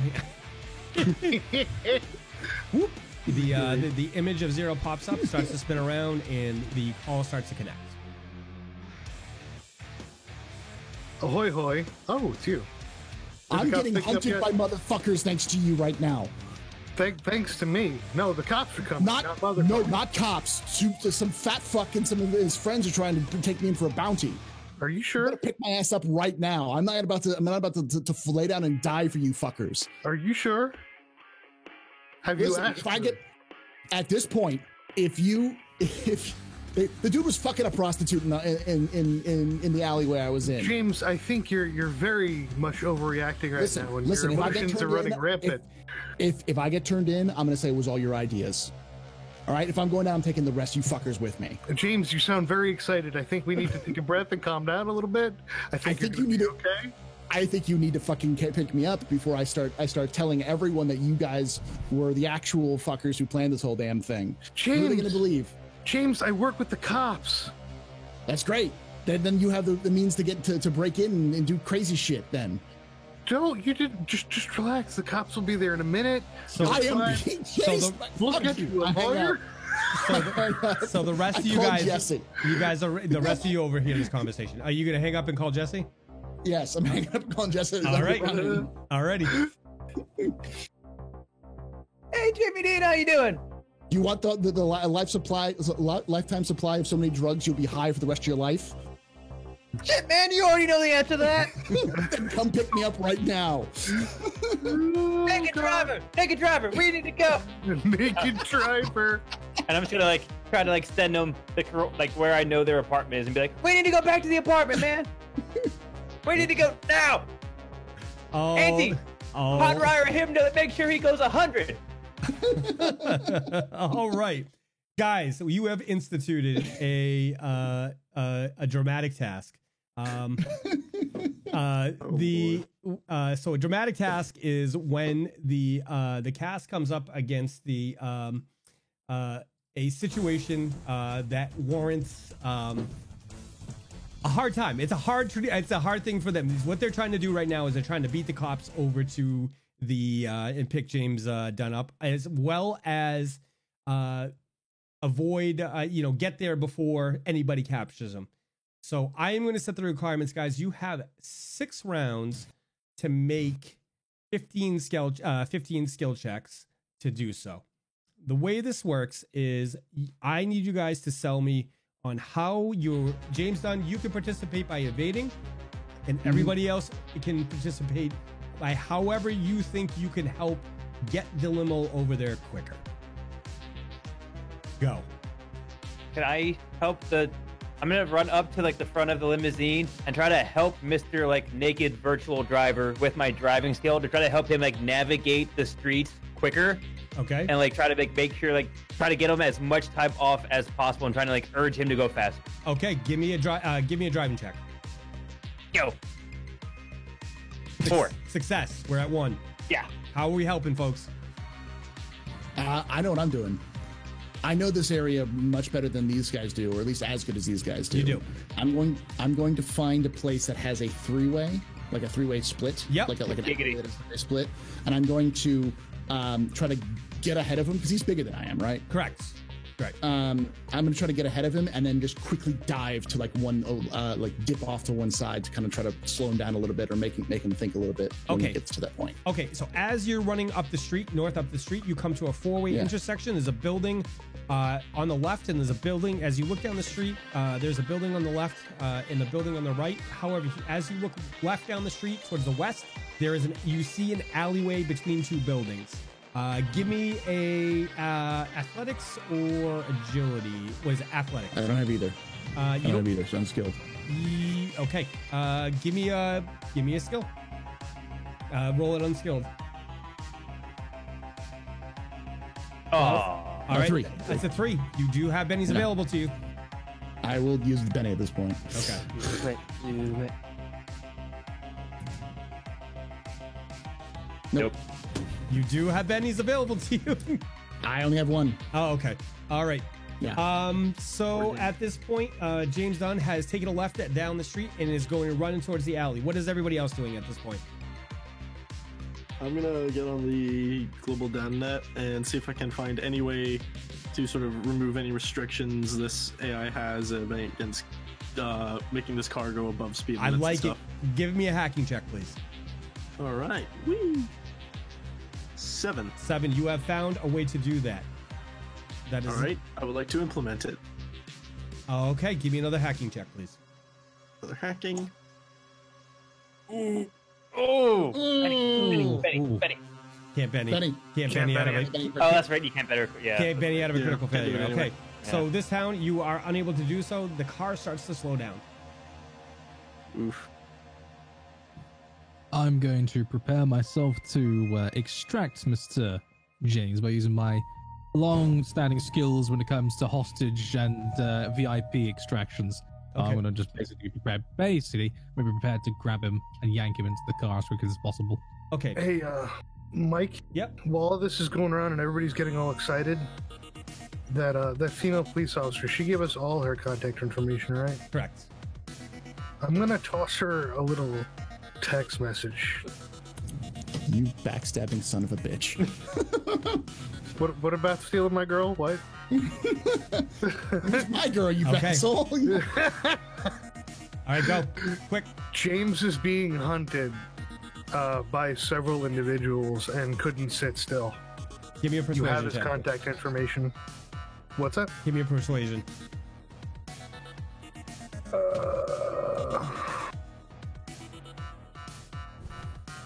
Unskilled, I guess. Yep. Oh God, critical failure. No. Oh. You No. send it over. The text message lights up that it's received, and she reads it, and she says, "I fucking knew it." You get a response back that says, "I knew it. We're on him." Oh. How are we helping James Dunn, folks? Is there a divider in the limo, or can I get, or is it like free So open there's- to where the driver sits? There's no actual front seat. It's AI driven. So the front seat is Oh. there's no front seat. There's only the compartment that you guys are in. Okay. Is there any way I could hotwire said vehicle to go quicker? Try it. Give me a Okay. repair. Let's do it. Bam. Crackhead energy. 4. Yes. Dark energy prevails. You tap into the system of the car, and mechanically, you rip open a compartment in the car and tie a couple wires together, and suddenly the vehicle gets a boost. The AI materializes back and says, "Wow, that's faster than I remembered." Guys, the brace might not work, but we're going quicker. Or Here's my other shot. I'm going to do. I know the local gangs, at least some of the names of the local gangs around here, right? Yes, you do. James, you have been awarded a Benny from Yacht Switch. Okay. I am going to try to use my streetwise to essentially indicate that they're chasing a dude who's part of this gang. So give me a streetwise, and then it would probably have to be a persuasion as well. Okay. A Oh. 17 streetwise. You are very aware Lord. of the gang activity in here. Thus, you know it so well. There's one particular gang that that you have heard of. It's called the Children of Liberty, and you have gathered so much information about them. You know a couple of the symbols and a couple of the signs that indicate you're a member. So. Okay, I'm gonna throw up this symbol while I'm talking in my Nexus. Yeah. Like while Yeah. because I still have the thing open to Jesse and be like, nah, you better bring the big stuff because this fat fuck is about to get turned into a goddamn roast. Okay. Whatever, like a roast pig. Okay, give me a persuasion. 5. Okay, so this target, he looks over, and he at this point his eyes widen, and he's like, oh shit. You know, he's chugging along. He's like, oh shit, and you very clearly see that he recognizes this gang. You know that you're identifying yourself as a gang member, and he kind of drops back and he like looks at you, and as you do so, you see somebody jump out of the car 100 feet in front of you, and you think this might be the person that they called. He's still after you.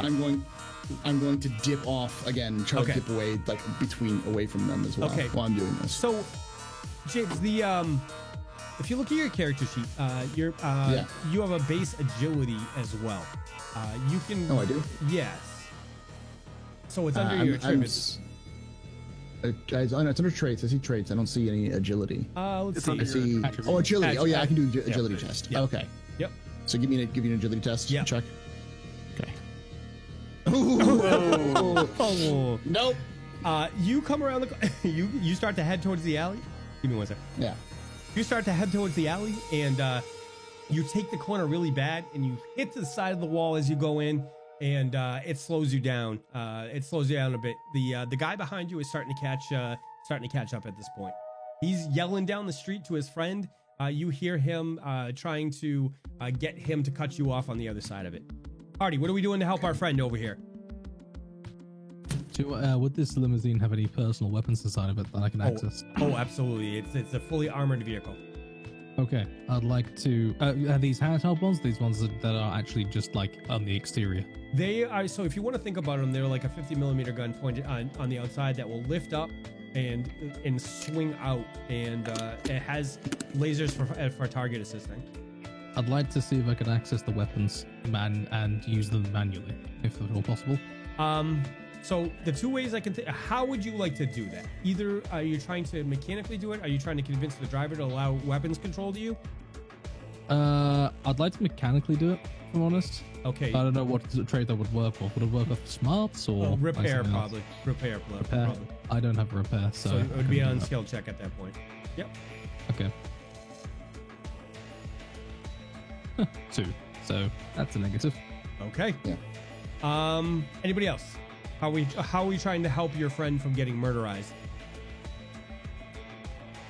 Can I redo the same skill, or does it have to be different skills every time? Nope, you can redo it the same skill. And just sell it to me in a different way. Be creative with your knowledge of the area. Maybe you guys know a shortcut. Maybe you guys know something. Think about it in that regards. What can you do?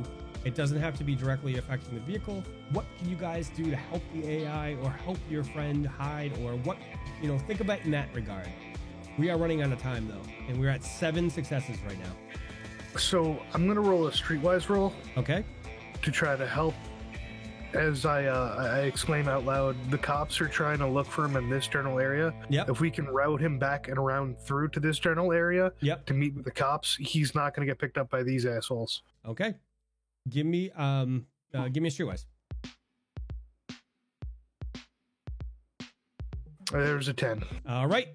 You are at a success as you can successfully pull that off. So, at this point, you think, based on your common knowledge, you still think you're about 10 minutes away from the from James. Okay.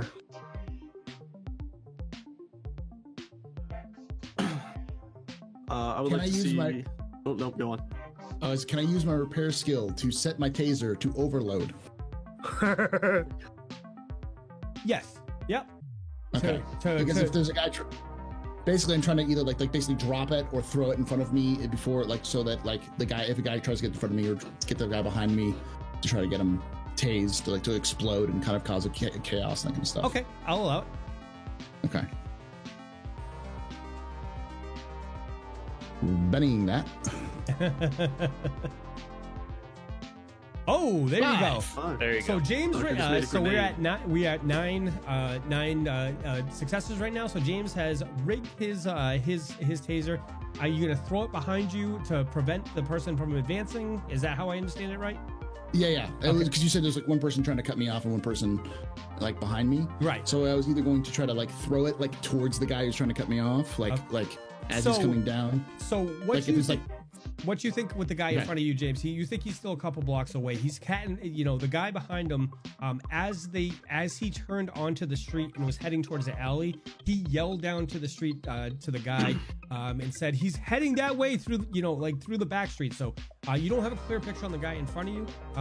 You do have a clear picture on the guy behind you.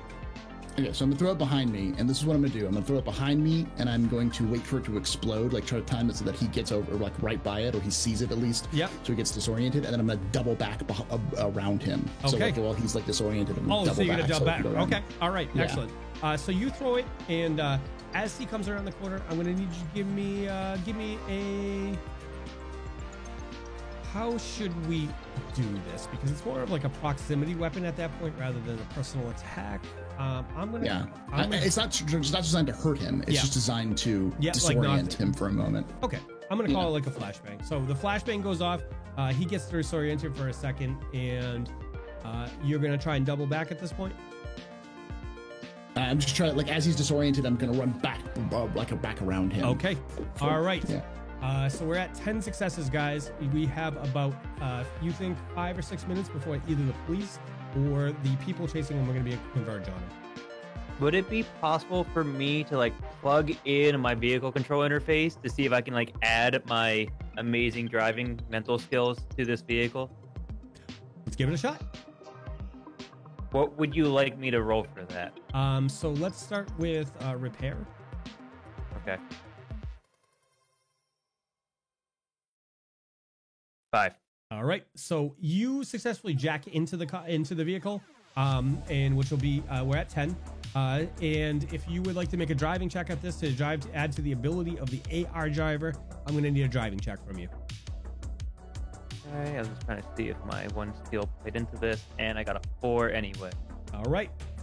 So we're at 11 successes now. We're getting close, guys. So as you guys watch, Jesse slams his wrist into the side of the vehicle at one of the interface plates, and his eyes close, and he just kind of you see him concentrating. This is not something you've typically seen from your friend Jesse before. He's super intense at this point. Closes his eyes, and suddenly the vehicle, as it's traveling over there, is taking turns faster. It's much more rather than the floaty style of a limo. It looks like he's eking as much ability out of this vehicle as he possibly can, and cutting and getting you over there. So he has trimmed 2 minutes off, and you are at 11 successes for this dramatic task. So, in combination with my streetwise roll, I'd like to roll a stealth roll to figure out what low-key avenues and alleyways that we could fit through would help shave off a little more time. Okay. Is that possible? Yep. All right. Oh, God. I'm going to use a Benny on that one. Okay. You have plenty of them. Yeah. There you go. There's a 9. Okay. And with a raise, so you are at 13 right now. As you with a raise, you get 2. So Okay. so you start. You yell over to Jesse. Jesse, go through that alley. Go through that alley. We can fit the vehicle through there. So Jesse, reacting to the sound of Zero, whips it. The vehicle slides to the side and starts to rip through the alley. I'm gonna need a perception for you at this point, James Gunn. Okay. Perception, which is Notice. I'm sorry. I will get that Notice, one of yeah. these days, guys. Yeah. Hey, 7. Okay. So, James, off in the distance, you hear the sound of tires screeching, and a vehicle rushing at you, rushing in your general direction at a very high speed. Jesse, is that fucking you? Hey, don't talk to me right now. I'm driving. Jesus Christ. I'm gonna assume that's you. I'm gonna run towards the vehicle. All right, guys, And we're close. as I'm doing this, I'm gonna throw up the gang signs again. And be like, motherfucker's gonna murder you, fucking assholes, if you keep doing that, if you keep chasing me. And I point towards the vehicle that's moving like at rapid speed towards them. Okay, give me a notice. Give me a notice roll. It's still a couple blocks away. I want you to give me a notice roll because you have heard the vehicle coming. But I want you to try and pinpoint which direction it's coming from so that you can run towards it. 5. We're at 14, folks. So you start running in a westerly motion. You dip back out onto the main street, and about 3 blocks down, you see the headlights of a vehicle coming out of an alley and heading towards you, James. Okay. I'm just basically trying to let them know that this is my backup right here, and they have guns. Give me a persuasion. A 9 with a raise as well. Yeah. Guys, you have completed your very first successful what's it called? The dramatic task. Congratulations to you. So as you're running down the street, crying like a little girl, James, at this point, Yes. you're throwing up these symbols. I am.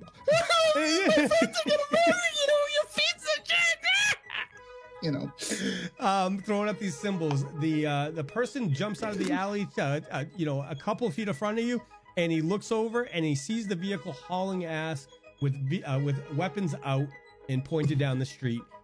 You don't have to convince them that this vehicle is armed coming for him because they can very clearly see that it's coming with a bunch of weapons out. Dramatic task has successfully been completed. Congratulations to our party. Yeah. We're awesome. Love you all. Yeah. As you guys are coming down the street, and Jesse with his head out the window like a dog, you like, it's Jimmy Dean. You see your friend hauling ass up the street, huffing and puffing at this point because he's been running for a couple blocks. Yeah. At this point, blood is like smoothed off my hand. At this point, all the blood is probably gone with me, just like trying to hit the walls and everything else like that. Alrighty. So right, David, as you guys get up closer to him, your action executes. You flip the door open, you reach out and you grab him by his jacket and you yank him into the car. I should say, nice of you to join us. Is Zero here? Hi. Fuck you. We got you, didn't we? Yeah, but you tried to leave me to die. Oh no, we didn't try to leave you to die. You're fine. You did leave me to die. That's right. You didn't try about that. No, we're here, The aren't fucking we? police at this point. You are Hey, man, where are my drugs? Still be trying to look for us, right? I didn't kill shit. All right. Are you sure? We haven't talked to you in a while. I didn't kill shit.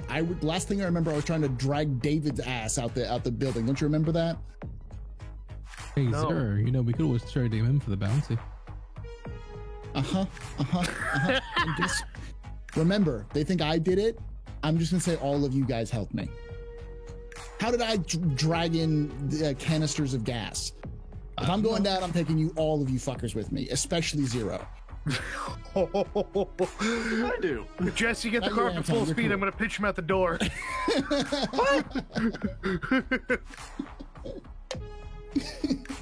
Hey, man, I don't give a shit what happened. We can all figure this out together, man. All I know is, Jimmy Dean, you promised me drugs. I give him my patch, the patch that I've been holding this entire time. The Yes. really valuable. I give it to him. I grab it and be like, wait a fucking minute. Are we still waiting for the cops to pick this motherfucker up? Yeah. Son of a bitch! And he starts like stuffing it in my shirt and like, like, where the fuck did I put this? I hear if you put it inside you, the cops won't find it. What do we do? Like, oh, Listen, I'm not going.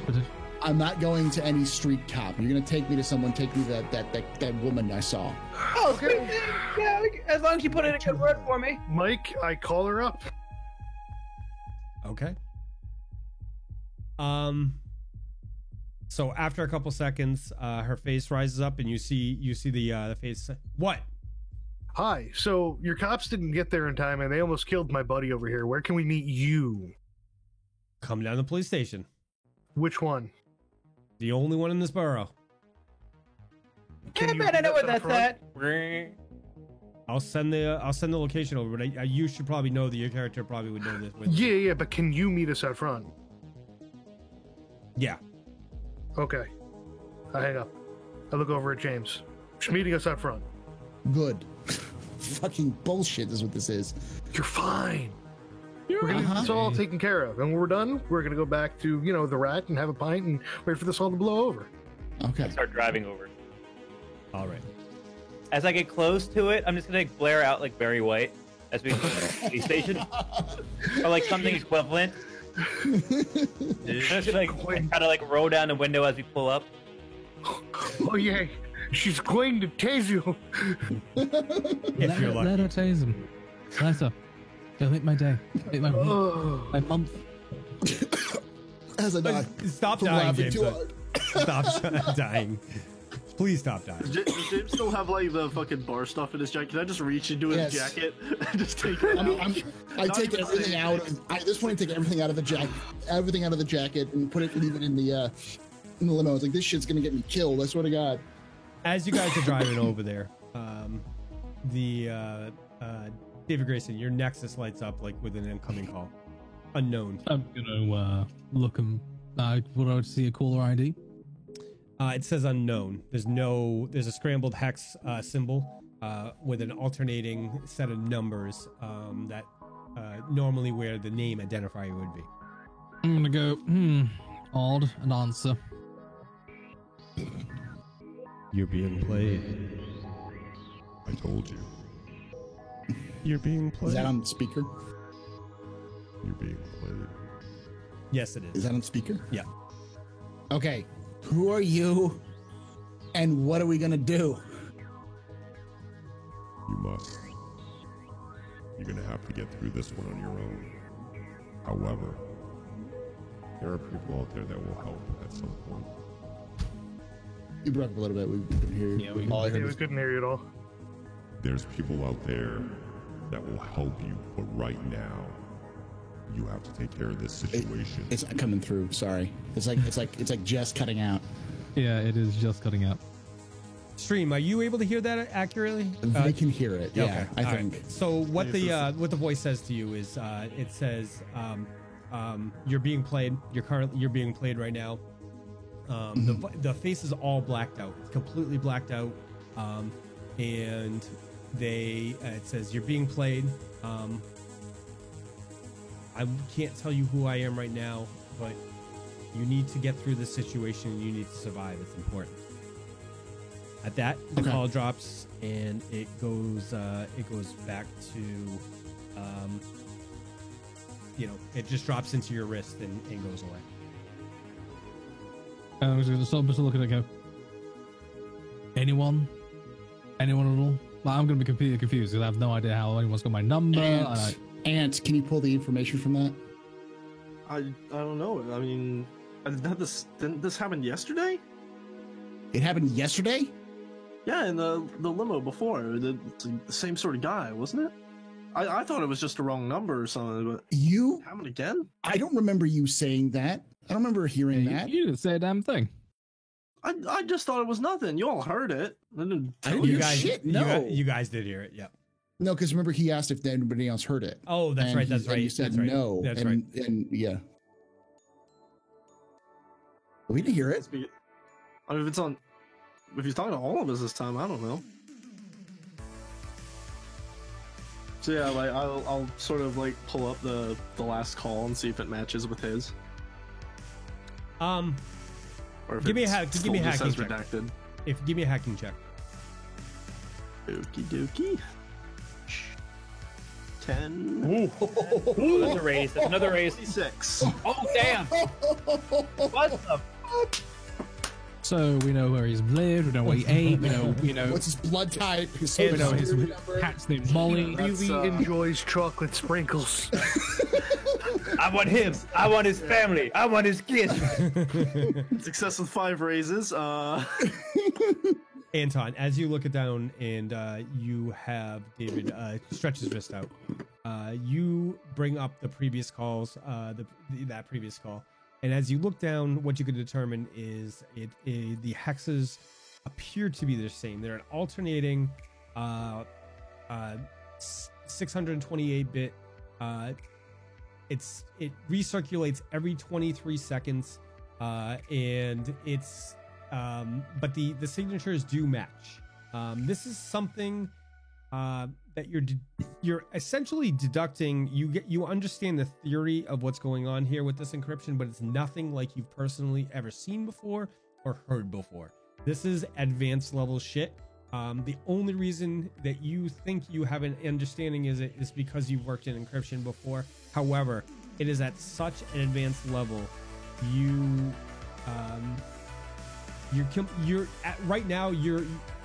With your skill set, you are blown away because you've never seen anything like this. I am. What was that bit you said? 628? Yes. Yeah. Yeah.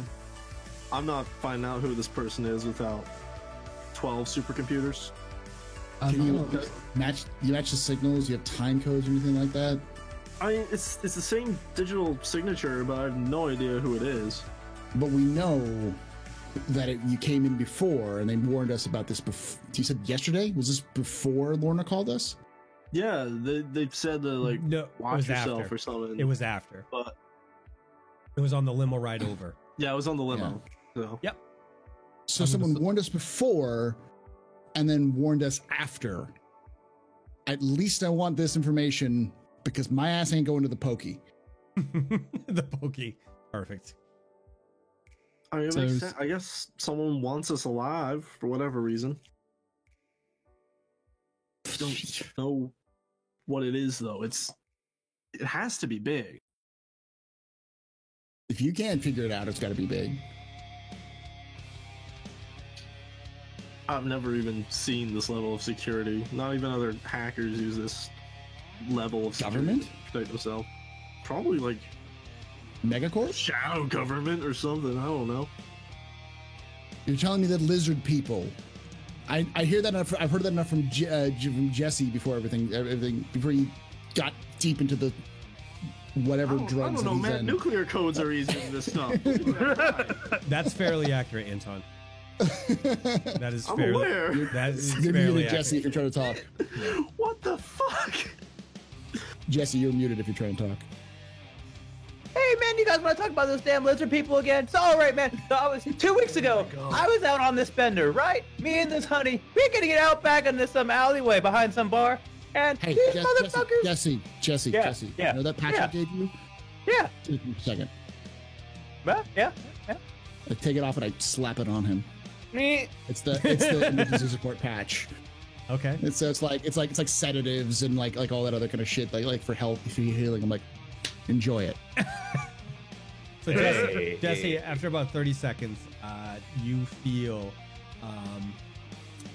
this overwhelming sense of warmth at the origination spot is the patch, and it's like a warm glow spreads over your entire body.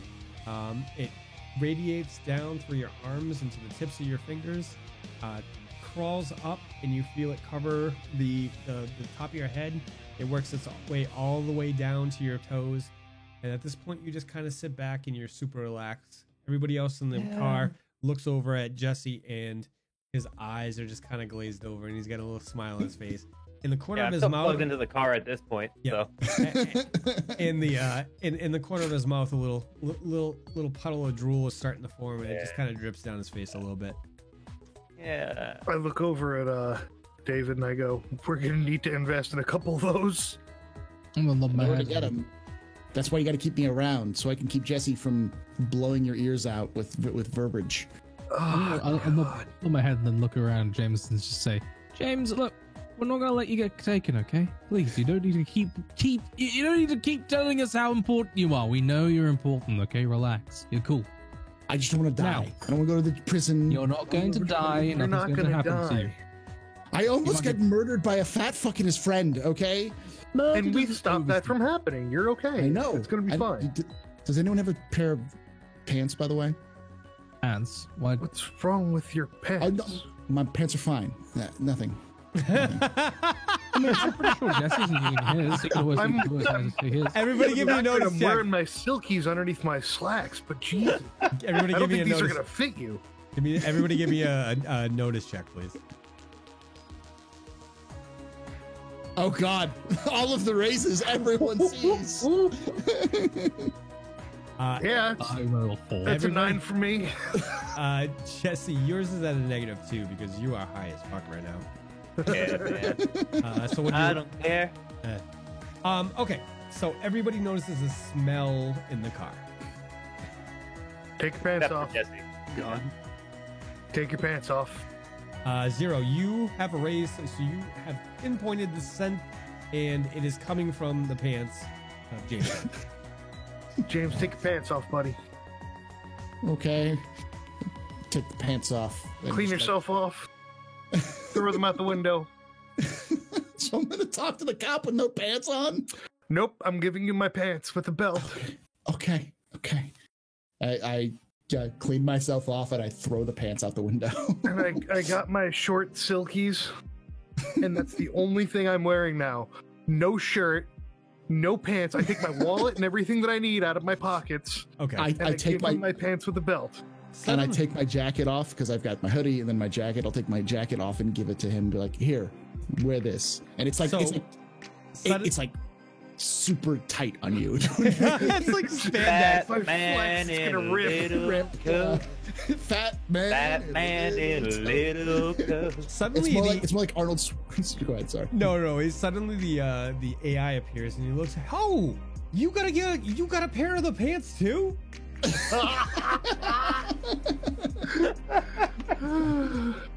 Oh, Yeah, it just happened. all right. A couple minutes later, you guys, you navigating through the streets. The AI has taken control and is bringing you over. Oh, man. You are cooked, sir. I'll let Man. you drive if you want. No, I'm not letting him No. drive. Well, Hey, that's technically up to you speaking, my AI or my vehicle control interface negates -2. So I'm just saying, I'm lucid while driving. Like I. That's fine. That's Better not- high. That's how. I'm gonna say that's how I normally drive. If Jesse had a choice, he'd still plug in and drive it. Wow. He's heading over to the police station where he probably has been many times before.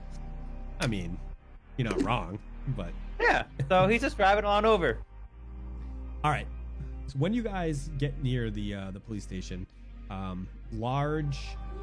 I mean, they're large. There's holograms over the building. It's a large building. It's immense compared to a lot of the buildings around you. Over the top is a scrolling hologram of what appears to be the most wanted people in the area, intersected with corporate sponsorship. It'll pop in. It'll say a couple of the criminals, and then corporate sponsorship will jump in from Harmony Corporation or any of the other businesses in this world. So as it's scrolling through, there's lights illuminates the whole square by this building. There's a lot of activity. You see a lot of cops coming and going over here, and you pull up to the building, and a familiar face is standing outside the building, this time she has her coat off and she has two pistols under each arm. And Does my Barry White plan go off? Oh God. yes, No, it you are is- high. you are paying Barry White at this point, and I was gonna try to roll up on her with the windows down with Barry White playing. or the equivalent. Yeah, or the equivalent for this universe. Okay, and Let's get it on.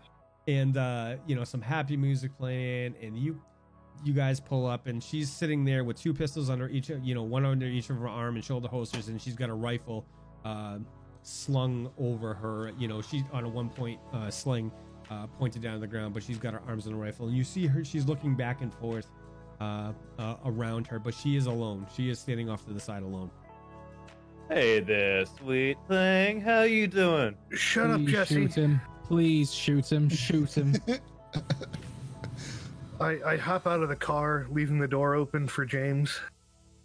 As I approach her with extended hand. She does not react well to that. After your interaction when you sent her the message and she didn't believe you, you are rousing suspicion in her, and that's very apparent on your voice and on her face right now. So she We just drive up in an armored limousine. yeah, in an armored limousine, and so she just sets her foot. You notice she sets her foot back, and she retracts the safety on the weapon. And where is he? I take half a step back, put my hands up, and go in there. James, come on out, buddy. I peek out and I go, she's got a lot of guns. Yeah. She's gonna shoot me. No, I'm going to die. I'm you're gonna not give him gonna a shove die. Get out of the both car. You push me out. Shoot Yeah, you, I'm shoot gonna- shot you already. I'm gonna give James a shove. I'm just gonna go, get out, I fall out holding my pants up. Says shuffle over to her and go, All right, as you get out of the car, James, she shoulders a weapon and points it at you and says, "On your knees." can I What she talk said? for a second? On your knees, citizen. I drop on the knees, but I'm like, can I just explain for a second? No, there's time for explaining later. Put your hands behind your back. I put my hands behind my back. So pants she fall walks. So she walks. She walks over to you with your weapon trained on you. She points at Zero and everybody else, anybody who also happens to get out of the car, and says, "Go stand by the vehicle now." I lean against the vehicle, All right, arms crossed over my chest. you guys watch. Nothing but a pair of silkies and a long coat. It looks like it's about to tear off. As you guys watch, she walks over to James. She reaches on her side while keeping an eye on you guys very clearly, and cuffs drop out of her hand. Drop into her hand. She takes the first one, attaches it to James' arm, swings it down, and at this point she lets the rifle swing to her side, grabs James' arm and second arm, cuffs him, and she puts her arm in between his back and his arms and grabs him, and she looks at you guys and she says, "I'm bringing him in. You guys can come in later, but right now he's going in there, and I'm getting him booked in." I say, as she says, I say, would a guilty man turn himself in? We'll see. We'll see once we get through the evidence. We'll see what happens. How do I know the evidence is fair? That place is a piece of shit. Have I treated you solidly so far? You pulled a gun on my friend. You let me die. Have you seen the area? To be fair, it's Jesse. He didn't pull a gun on me. He pulled a gun on you. Are you They should dead? have got on both Are of you dead? anyway.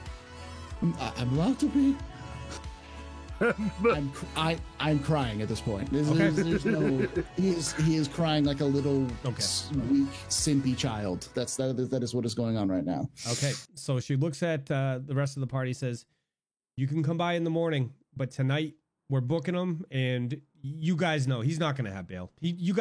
I mean, look at these. You can't afford this bail for this kind of charge anyway. So come back and we'll see what we can figure out in the morning." Okay.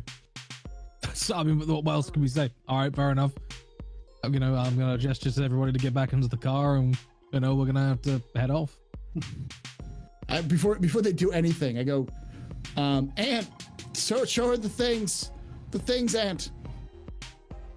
What things? The things that the calls.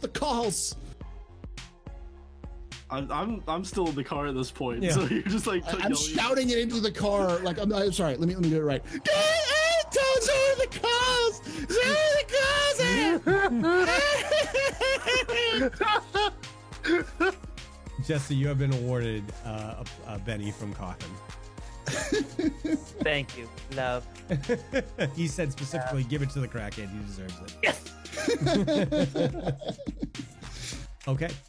So as if you guys pile back into the car at this point, a little hyper object jumps up, and it's a clock, and it says 15 minutes remaining.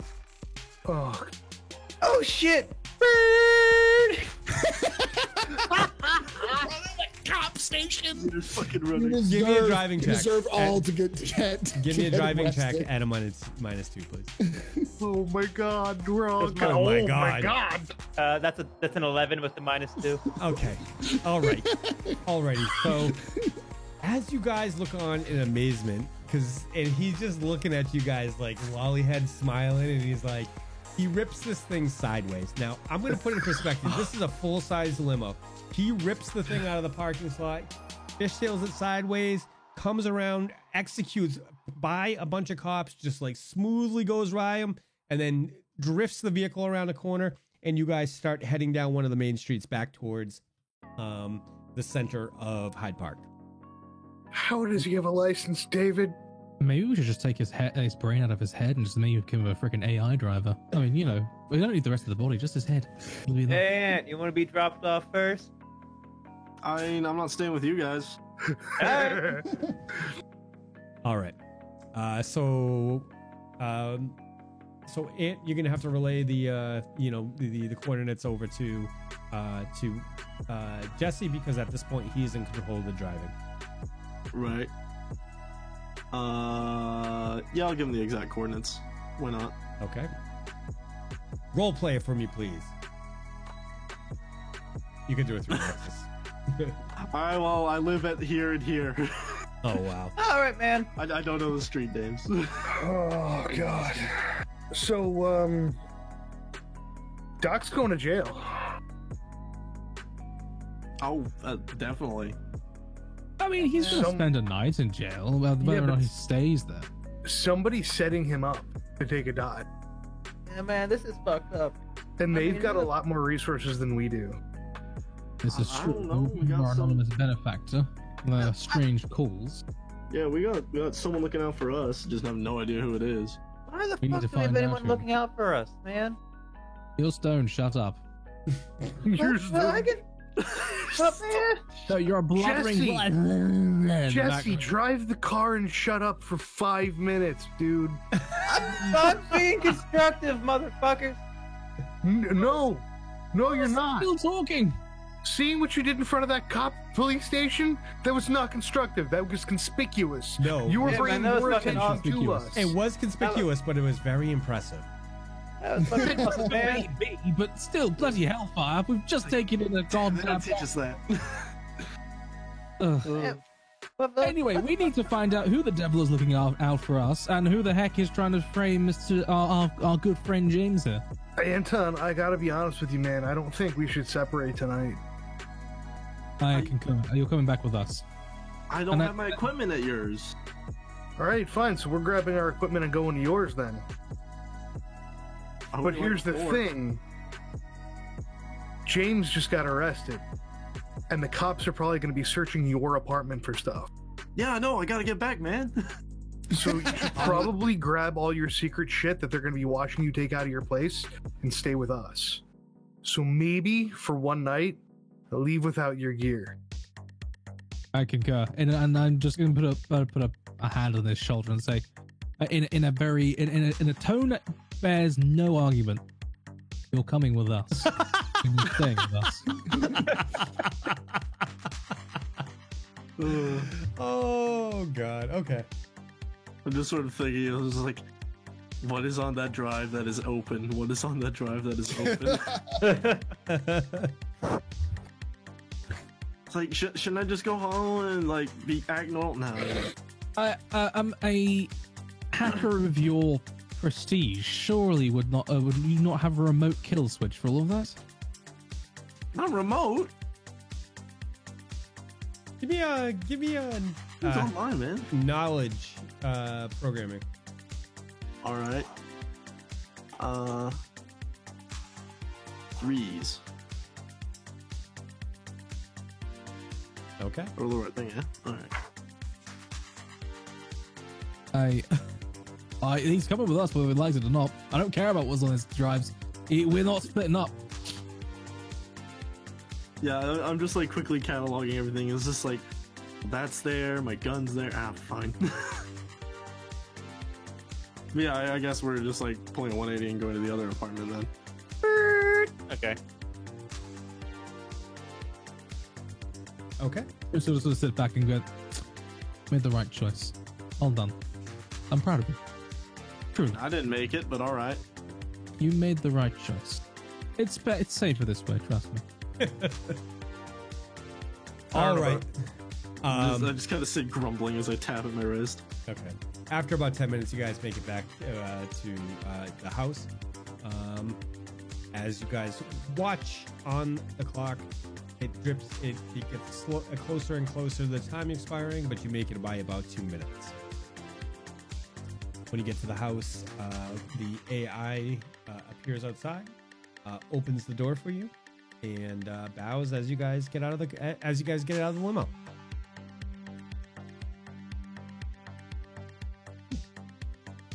Sirs, I must say, it has been an absolute pleasure serving you.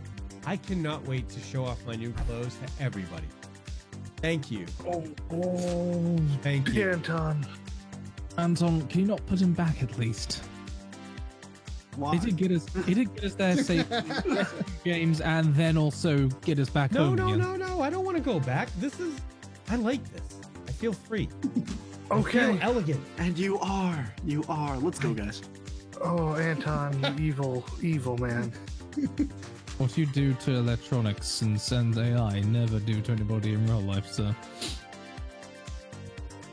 They're not- And I'm just gonna sort of walk up to the to enter the apartment. Okay. You guys get back to the apartment. So I want to give you a little idea of what your living environment is. You guys kind of live in an old tenement building. The history on this is this type of building is very popular in the earlier part of the 30 to 40 years ago. This is a much more common thing. It's a low income housing. So I'm sharing the sheet with you. Thank you. You guys live. Crap. I am going to draw a thing to you. I gotta remember which one I marked it as. You guys had essentially. It used to be a one apartment. Two apartments. But this room over here, over kind of by the two in the middle of the building, is it's the entrance to that one flat right there. But you guys knocked the wall out to go into the other side, so it can sleep free at this point. Hang on, the arrow point is pointing at the stairwell. Oh, that's right. I'm sorry. The door over here. So the door over here is the entranceway, and over there. And then it goes over to the middle, like somewhere in this wall that you guys have made an opening, so that it's it's a shitty well done, but you guys just essentially broke out a piece of the sheetrock in the frame, but you're able to go between the two apartments. So. Oh, okay. So the two apartments that are indicated are Right. one now, basically. Right. Yep. Okay. So This is all one big place then, right? Yeah, it's a giant, everybody's stacked pretty tight on top of each other. Everybody knows, it's the kind of place where everybody knows everybody's business. The walls are thin. You're going to hear all the shouting and all the everything that goes on in the building. It's 3 floors tall. Pretty much the layout is set exactly like this for all 3 floors. And on the bottom, there is a garage. Okay. Is it known that the two apartments are connected, or are we the only ones who know? You guys, I'm gonna let you decide that at this point. My theory being is that if the registered address is of one apartment and not the other, then it would be a nice thing to be able to maybe dive into the other in case something untoward happens and hide the hole. Okay. You know, that's my thinking at least. So, Loken, it's a hole in the sheetrock between the two apartments. So, like, if you Yes. want, okay, all right. I just want to make sure you guys had a clear understanding of what I was Oh saying. yeah. I was thinking Okay. like, you know, like Okay. move I don't know, just a wardrobe or something in front of me. You know what I mean? Just like, Yes. Yep. I get you. Jesse probably made the hole, so it'll be Give very the whole artfully done then. space. I'm sure. Yeah. Oh, I'm sure it is. What are you doing? Hey, that's a good idea. With the hey man, this is my room now. with the subtlety of a sledgehammer. Yep. I feel like you're the kind of guys who, like, there was an old lady who died in that room, and you guys just like took her out and buried her out back and didn't tell anybody. So it's like there's still like mail. You still collect like this It's old just lady coming out. mail that's coming.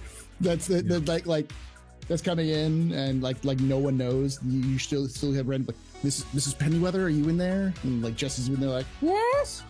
Go away. I'm getting high.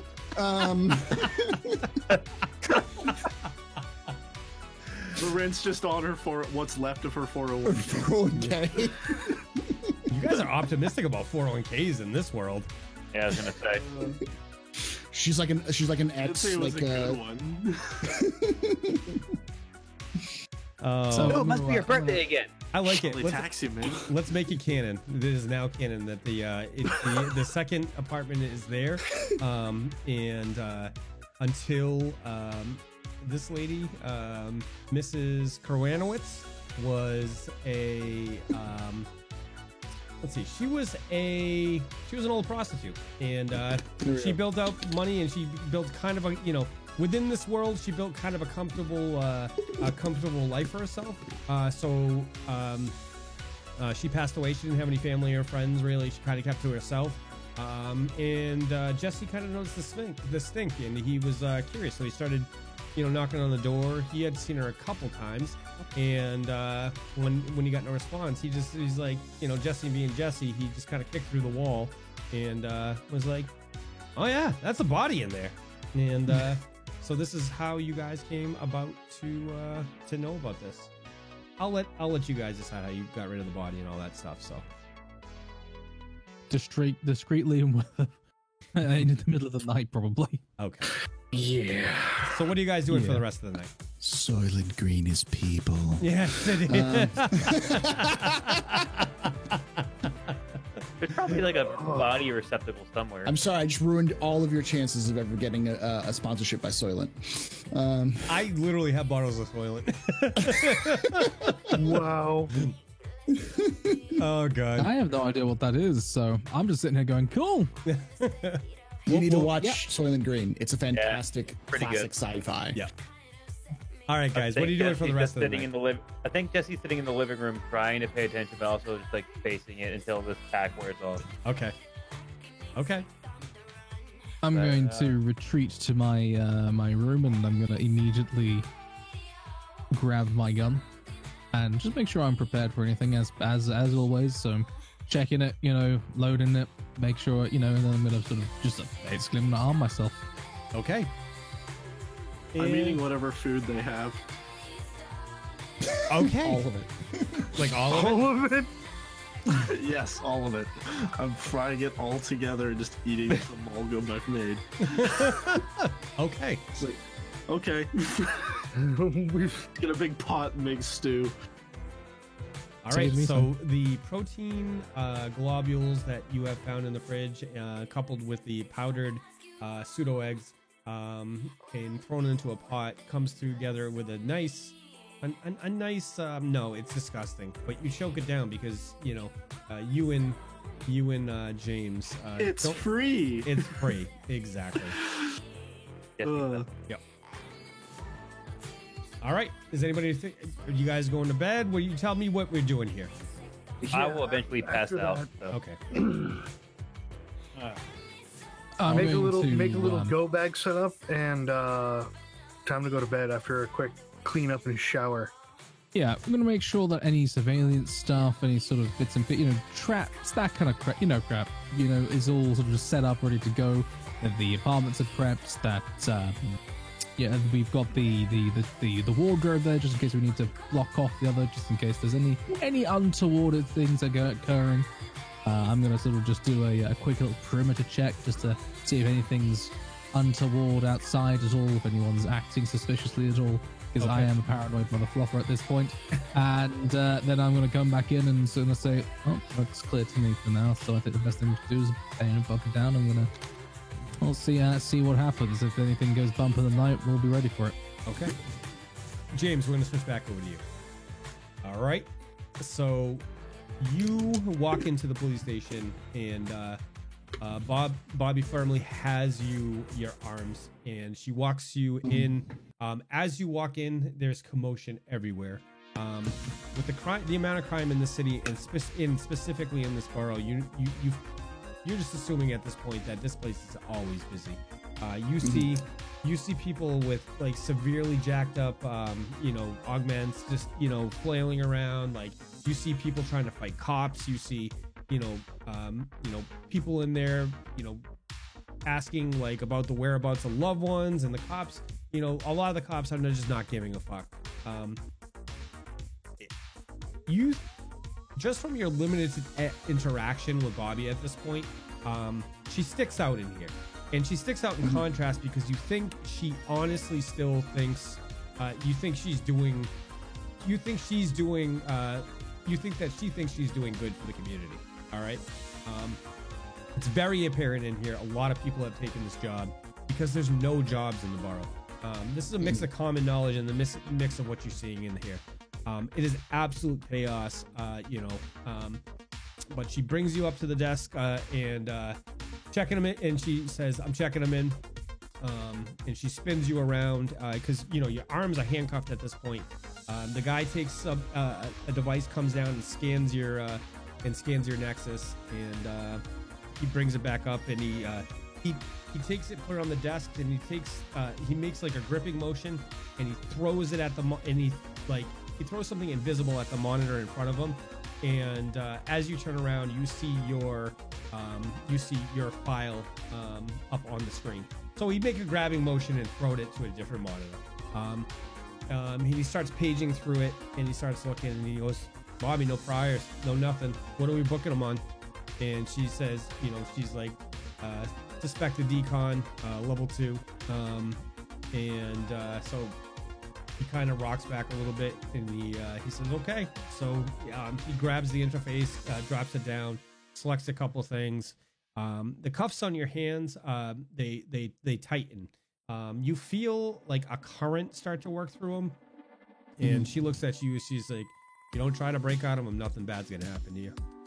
But you think I look at her while still crying, and I'd be like, I'm being set up. Someone should have. Oh God, someone's gonna try to kill me. You need to protect me. Someone's gonna try to murder me in prison. I know it's gonna happen. Like instant sobering, because it's like, I'm being set up. I'm gonna get killed. I'm gonna be the patsy and the fall guy. I'm gonna get shot. Okay. All right. I'm what's his name? I'm Jack Ruby. Yeah. I'm Jack Ruby. I'm Jack Ruby. Oh my God, I'm gonna die. She kind of smacks you in the face, like, listen, we got to get through this. We'll get you in a cell, and then we'll start figuring out what's going on tomorrow. You say you're innocent. I mean, look at it from my point of view. What would you do if in my shoes and you saw this? All I'm asking is for somewhere that's secure and single. Because if you put me in with anybody else, I'll be dead in the morning. Okay. So she sits you at the desk, and she starts interviewing you, and asking you questions, and when you sit down in the chair with the desk in front of her, your cuffs automatically maglock to the steel chair you're sitting in, and they keep you secure there. And she goes through it again with you. She runs through the night, asks you about, how you knew Lorna, what's your history, and she grills you for a little bit. I'm telling you everything absolutely straight, exactly what happened, everything down to the detail, because I'm still scared shitless. So, okay. All right. So you give your, a correct accounting of this stuff, and she says, okay. It's time to get you down in the tombs. And Tombs? I don't want to die. I don't want to die. I don't want to die. settle the fuck down. Settle down. So she I'm a grabs you. doctor. I'm not And- used to this shit. She leans over and she, as her hand gets near the cuffs, the maglock releases from the chair. She picks you up and she starts walking you downstairs. You guys descend about 4 or 5 flights of stairs, and she does keep an arm on you to keep you steady. In your state right now, after everything you've been through tonight, you're reaching a level of exhaustion that you probably haven't felt in a long time. Yeah. She gets you downstairs to the cell, and she walks you over to the cell. She scans her thing, her Nexus. The door pops open. It's a steel door, and or some kind of metal. And towards the top, there's like an eye slot where you can look through. And but there is it's almost like incandescent light in there that are bars. And with your common knowledge, you guys know it's a part of the world. Something, if you put your hand through that, it's gonna cut your hand off. Okay. It's very apparent. And she puts you in there, and she closes the door. As you get in there, she says back towards the door, and as you do so, she's like, put your hands next to the door. A little slot opens up, and your hands find that slot, and she pulls them outside. She waves her Nexus over it. The cuffs fall off, and she releases you into the room. Okay. And I cried myself to sleep. you cry yourself. Okay. Like a bitch. Okay. So at this point, you look down at your Nexus as you're drifting off to sleep, and it's about midnight. I'm sorry, it's about closer to 1:30 in the morning by the time you get in there. In the room is a steel sink, a bathroom, and just like a slab with a shitty ratty chewed up moth old blanket and the hardest pillow you've ever seen in your life. And that's your surroundings. So I'm not going to sleep on the bed. Okay. He's paranoid. He thinks the bed is fucking gonna come alive and murder him. Yeah. He takes the blanket, the pillow, anything furniture in the room, and puts it in the corner. Okay. He then proceeds to flush. There's a toilet, right, or is it just a bucket? Yeah, it's a prison toilet. Yeah. Okay. So he's just gonna flush the toilet a couple times and sniff at it, and flush it a couple more times. Give me a notice roll. And okay.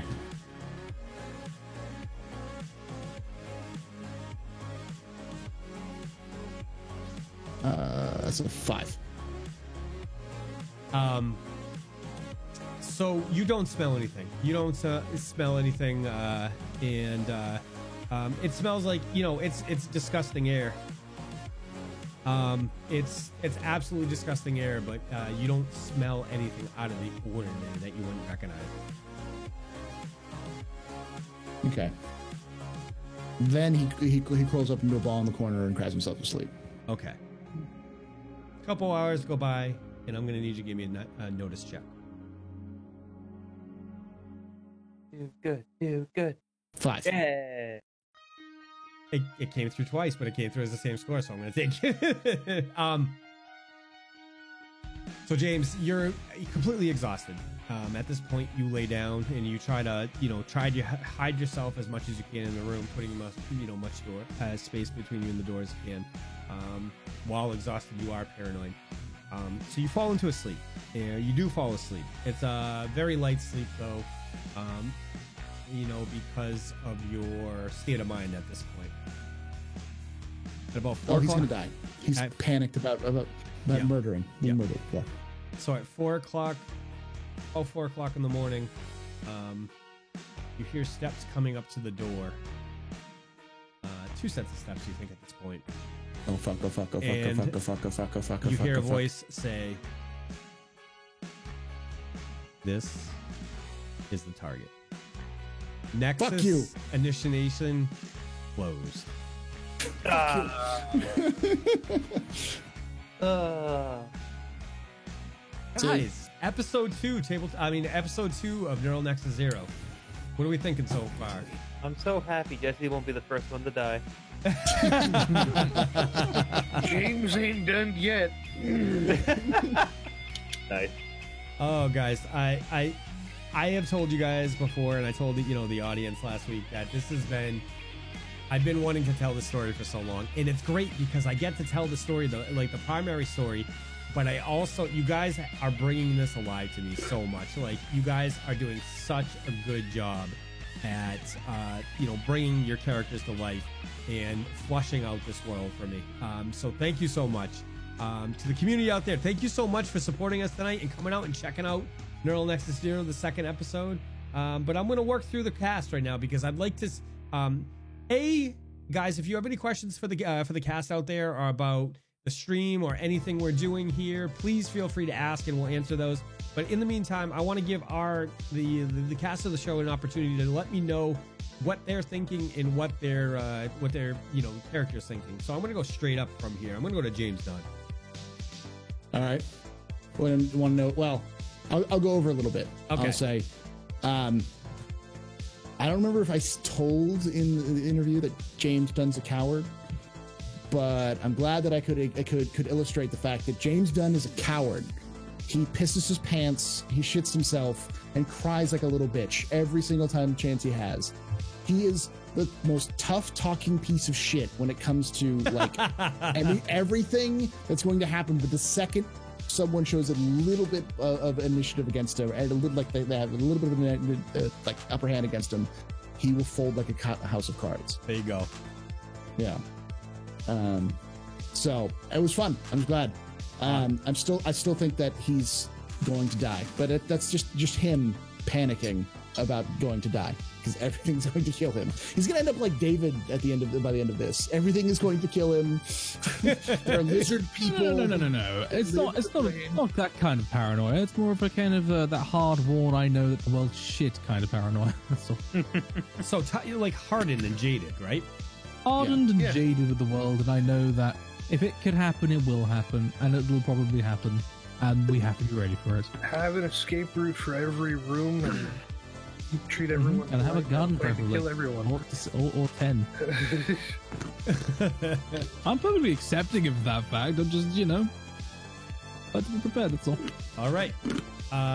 Jesse Rains, what are you thinking? Atomic, what are you thinking? And what is your character thinking at this point? Oh, I'm loving this. This is getting better by the moment as everything's unfolding.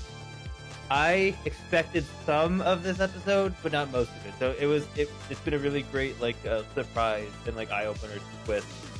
So I'm really thrilled about this. I'm having a really great time. Jesse is once again, since this all happened kind of in the same night, he probably doesn't know too much between what's real and what isn't real. So he has a lot of thinking to do in the morning and figuring out exactly what's going on, because weird mysterious men making weird phone calls and not making sense, and people with weird dogs and blurred out faces, and two people of my best friend or whatever else. It's all just kind of the same dream to him. So he has, tomorrow when he's lucid, it will be interesting. So we'll find out. Nice. So Isaac Revia is saying that lizard people are coming for you, James Dunn. So. Oh yeah, they are. I will be so vindicated. He believes in lizard people. If episode 3 goes the way I think it's going to be, he will 100% believe that there is a deep state. It is the New World Order. They're lizard people who live at the center of the planet. The Earth is flat. All of the conspiracy theories are true. And you all will bow down to Jesse's superior intellect. Because he's been telling you the shit for 20 years. Yeah. For 20 years, and now I'm finally getting set up for no reason. Yeah. So, Anton. All right. Well, it was a long week last week waiting for this day. I think it's going to be an even longer one waiting for the next. I'm loving all the mystery that's coming up. I am really liking, as someone who works with computing, the sort of technical jargon we get to spill that actually has meaning that some people may or may not get. Yep. And I like that we get to sprinkle that in, and it makes it much more alive and makes me have a lot of fun. As a character, he's just thinking about what he needs to take from the apartment because I feel like we're gonna be on the run for a bit. He's thinking what's there, and he's just sitting awake watching his fucking TV for now. Okay. And chowing down on that free food. So. Oh yeah, absolutely. Alrighty. David Grayson.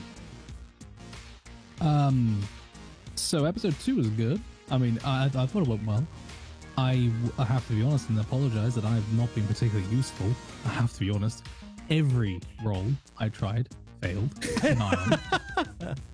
And or my skill set just does not suit the situation. I'm a soldier. My job is to shoot people or bring people safely to the location where they will no longer be shot. Okay. And as a result, political intrigue, going around and seeing if I can find out who murdered what. It's not David's strong suit, but I do my best. It doesn't help that I'm a bit of a loner. I would like to point out that you did have a very successful role, and you were able to grab James and pull him into the car from a mobile vehicle. This is a good point, and that's what Jesse going insanely fast. Yeah. This is called training, my ladies and gentlemen. It's called training.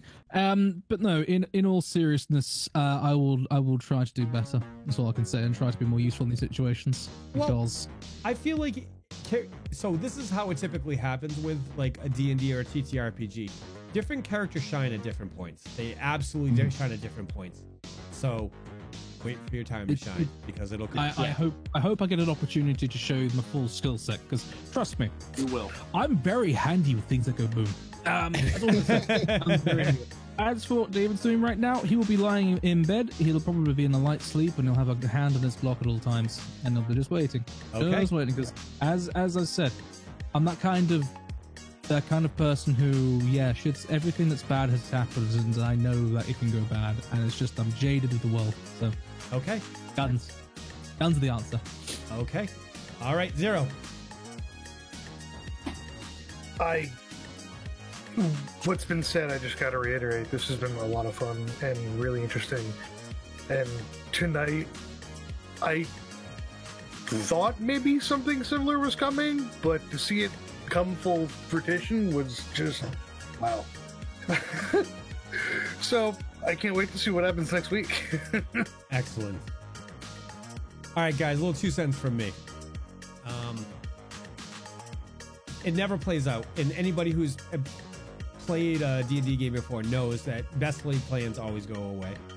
But for me, it was such a great time to see how those plans went to the side. I had some a little bit different here and there, but one of the things that I'm trying to learn as a dungeon master is how to adapt to that situations. And if I could share the behind the scenes moments tonight, or maybe at some point in the future, that's a good conversation for us to sit down and have.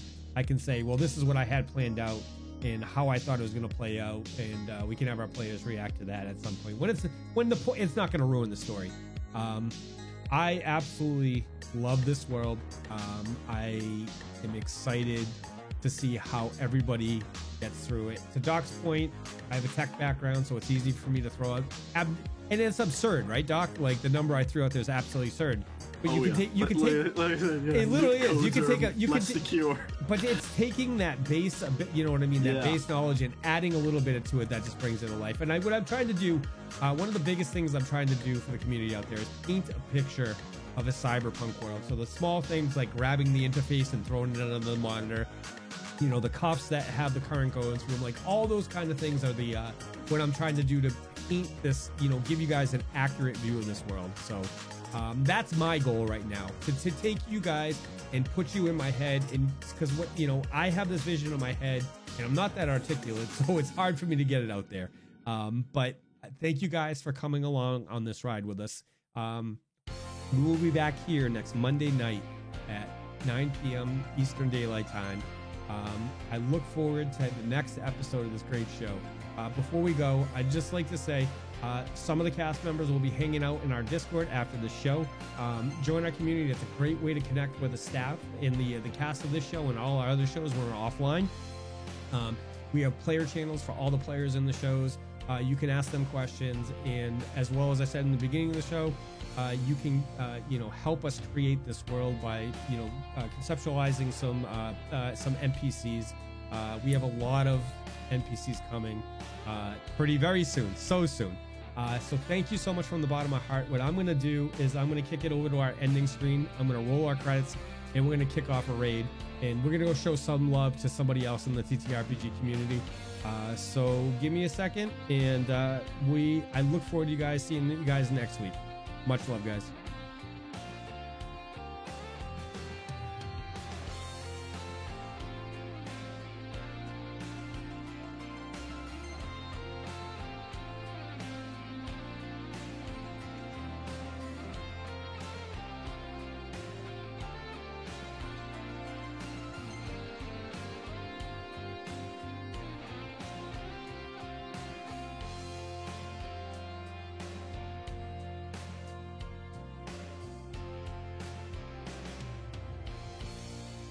All right, guys, I hope you have a great week, and we'll see you next week in the Nexus.